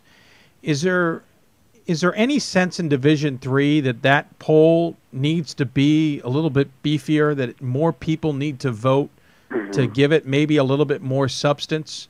I know it's got the ESPN tag on it, but essentially there's 8 people deciding who the top teams are in the WBCA's top 25. Yeah, I definitely think that would be helpful. And the main reason for the West region is the West region goes from Minnesota, Iowa, all the way over to California. Right. And so, we don't get to play California schools or the schools up in the Northwest Conference in Washington and Oregon a lot. And so we don't always even get to know how good they are. George Fox is having an unbelievable season. Honestly, I have no idea where they would rank with the teams in our conference, because they're in the same region, because we never get to see them play because of how far apart we are in the West region. So, I think the more voters you can get and that can actually see teams play and not just go by numbers, I think the truer the rankings would be. Well, I appreciate it, that point of view. I've only asked a handful of people, so I'm always kind of curious about it. Hey, Coach, thanks so much for joining us. Obviously, the Storm women's basketball team playing very good basketball, 19-5. You got that one last game to finish the season here coming up on Saturday against Loris before you enter the conference tournament, which you have wrapped up the number 1 seed with.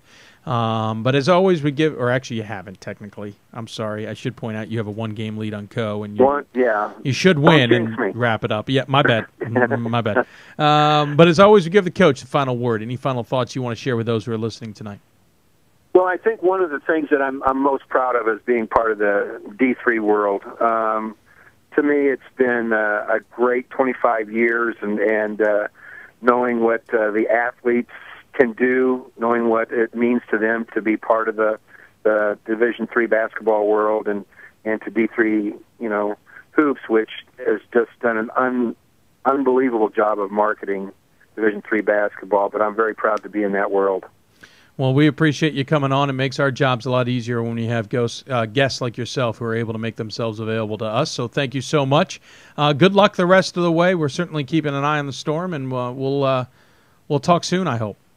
All right, thank you. All right, Coach Brian Niemuth joining us here on Hoopsville as we go a little bit in overtime, but we'll wrap it up here. We had a very full show, and if you missed any of it, the archive will be made available soon. Chris was busy tonight, and we certainly appreciate his efforts. Yes, point out, I did eye on the Storm. That was not on purpose. Whoops. Very good point. Anyway, again, follow us. Sunday we'll be on the air from 7 to 9 p.m. Eastern.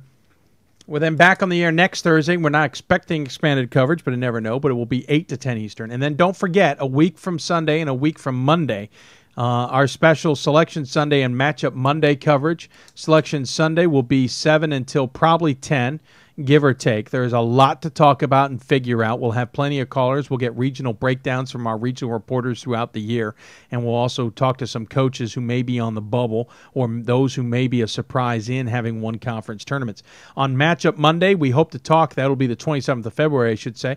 We'll hope to talk to both regional national committee chairs about the selections and the brackets that have come out, and maybe any surprise teams or any other surprises. We'll try and get some coaches on as well. Remember, everything you need to know is on D3Hoops.com. We got you covered with around the region and around the nation articles. We're certainly keeping an eye on the great Cory Weissman story as well, which I will argue is the story of the year, period. In Division III, at least Division III basketball and at least college basketball. I don't care what else is going on. That was a pretty good story, and you'll get to see more about it on ESPN's College Game Day a week from Saturday. That is February 25th. By the way, another ESPN note, if anyone missed the stout three-pointer from 50 feet roughly to tie the game against Stevens Point, make sure to watch ESPN tonight. That buzzer beater will be in their top 10, is the reports. That buzzer beater will reportedly be in the top 10 on SportsCenter tonight, so make sure to check that out. I think earlier this week we had another top 10. I know this morning the top 10 showed the Cory Weissman shot. And apparently that shot may also be on College Basketball Live on ESPN as well. So College Basketball Live on ESPN and SportsCenter. You'll get to see some highlights. I got to give credit to a lot of schools out there shooting video nowadays and making sure to get those buzzer beaters either to us at D3Hoops.com or get more national attention. We've certainly seen quite a few buzzer beaters make top 10 lists on ESPN, and that's a credit to those schools out there shooting video and those schools out there who are doing the extra work to try and get their school's attention and Division III basketball as well. So I want to salute you for that, and please don't forget to send those highlights to us. By the way, Pat reminds me, the Clark Springfield finish, if you missed that one on our buzzer beaters, that made SportsCenter today as well. That's a lot of video, people. We just don't talk about that much video on ESPN. I got a quick question before we go off the air from Berg on AOLM. What do I think about the South region? Men or women is the question there. I'll quickly answer that before we sign off. I know Chris has better things to do than sit and listen to me gab. I'm quickly waiting for an answer here. Men, on the men's side, let's look at it quickly. Mary Hardin-Baylor is your number one team in the regional rankings at 21-1 in region. Remember, this is before; these are records as of Sunday. Virginia Wesleyan 18-3, Randolph-Macon 16-3, Birmingham Southern 19-1, Emory 18-4, Christopher Newport 16-4, Guilford 15-6, and Hardin-Simmons 15-6. Those are your top 8. Here's what I take on it. Mary Hardin-Baylor, I think, is a very good team who is positioning themselves to possibly force the NCAA to consider travel to Texas beyond what they normally do. And what they normally do is send another Texas school or somebody near Texas to play in a game. Mary Hardin-Baylor maybe gets a bye game or something like that, and then the team travels there on Saturday. I think Mary Hardin-Baylor is putting up an argument that they may be able to host that second weekend should they keep winning. This is before knowing the bracket. I think Mary Hardin-Baylor is a quietly very good team. Remember, they made it to the Sweet 16 last year. Coach DeWeese last week or Sunday told us how they did not play a very good game in that game. He had told us that before. And he also thought they weren't ready for the Sweet 16. I think they are ready to make a solid run. Virginia Wesleyan is deep, and athletic. The problem I have is, yes, they've taken some losses I can't figure out. Remember, their first loss of the season was against Salisbury. Don't make any sense head or tails of that. Salisbury is an average team under a new coach. And granted, it was Salisbury's first game and Virginia Wesleyan's first game and Salisbury's fourth. But it's losses like that make me question. They lose to Randolph-Macon, who had just lost to Washington and Lee. I'm not saying Randolph-Macon is bad, but Virginia Wesleyan should have known that Randolph-Macon was going to come out gunning for him after a bad loss. So I don't know what to make exactly of Virginia Wesleyan, though they are extremely deep and extremely talented. Randolph-Macon's my question mark. I did not expect to see a lot of great things from them this year. They lost a lot off of last year's team, who I thought disappointed. They went out way too early in the NCAA tournament, in my opinion. Granted, they got robbed of hosting the games, but I did not expect that much out of Macon this year. Birmingham Southern, I think, is quietly one of the other teams that is better than people realize. They lost a lot from last year. They're eligible for the NCAA tournament this year. They're eligible for their conference tournament this year. I think Birmingham Southern is maybe more dangerous than even the number 4 ranking is with that. So we'll see. I think they may be better than Macon, but I just can't get a read on Macon, as I said. Emory has been fickle. Emory's 18-4. They're finally back on the winning stretch of things here, but I have been surprised by their losses. I've been surprised, but they can't get the job done even though they have a target on their back. So I don't know about Emory.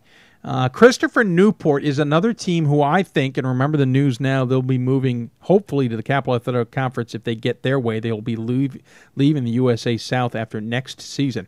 Christopher Newport, I think, is a pretty good basketball team. Coach Krikorian's doing a pretty good job there with that team. And I wouldn't be surprised to see them make a good run. Here's the problem I see with Christopher Newport. They're going to run into Virginia Wesleyan. It's almost unavoidable. The only way they won't is if they ship Christopher Newport up into the Atlantic or Mid-Atlantic to avoid Virginia Wesleyan. Otherwise, I don't know how Virginia Wesleyan and Christopher Newport don't run into each other. Though the NCAA tournament committee has done a very good job, Christopher Newport could be easily transferred up into the Atlantic and even knocking on the door of the Northeast without any trouble. I did math the other day. Technically, Albertus Magnus could play at Virginia Wesleyan on a bus trip. It's less than 500 miles. So Christopher Newport could be moved, but that's my concern with them. Guilford, very good rebuilding year. They're doing a very good job there. I think they're dangerous. I just don't see them making a deep run. I think the only way they get in the tournament is if they win the ODAC. And Hardin-Simmons, that is a dangerous team. Matt Addison is a very dangerous player. If they get the right matchups, they can do damage, but I think sometimes the matchups are also what have hurt them. So Mary Hardin-Baylor is my pick out of the South. I think they're a darn dangerous team. I would put Virginia Wesleyan 2. I would put Birmingham Southern 3. After that, it's confusing. I'm not sure if Randolph-Macon is 4. I don't know if Emory's 4. I don't know if Christopher Newport's 4, but someone's going to have to fill out 4, 5, and 6. I just don't know the order. I don't know what to read on Macon. Birmingham Southern, I think, is better than people realize. I realize that they're not in the terrific conference, but I think they're pretty solid. And Emory, it depends on who shows up. So that's my breakdown on the South and the men's side. We got to sign off. We got lots to do between now and Sunday when we get back on the air. But please, those types of questions, would love to hear more of them. You can email us at hoopsville@d3hoops.com, hoopsville@d3hoops.com. You can also join us on Twitter. Please join us on Twitter at 945 followers, and we hope to get to 1,000 in 13 days. You can go to twitter.com/D3Hoopsville or follow us on the hashtag Hoopsville. Thanks for joining us. Chris, good work tonight. Thank you, Dave. I appreciate it as always. We'll get you to do some more work. Of course, Chris won't be here again on Sunday. Out of town. I'll be at President's Day weekend. Sure. Yeah. Did you not get the message? Anyway, Chris will be not here on Sunday. We'll get him back here Thursday for our City of Salem School of the Week. Want to appreciate City of Salem jumping on board, by the way, as our School of the Week. We appreciate their support of Hoopsville year in and year out. Thanks for listening, everybody. It was a great show. We'll have it archived here soon. If you missed the section talking about Cory Weissman, it is a must-listen to. Cory is a terrific man, and Coach Petrie and Coach Nugent are terrific men as well. Thanks for listening, everybody, and we'll talk to you on Sunday.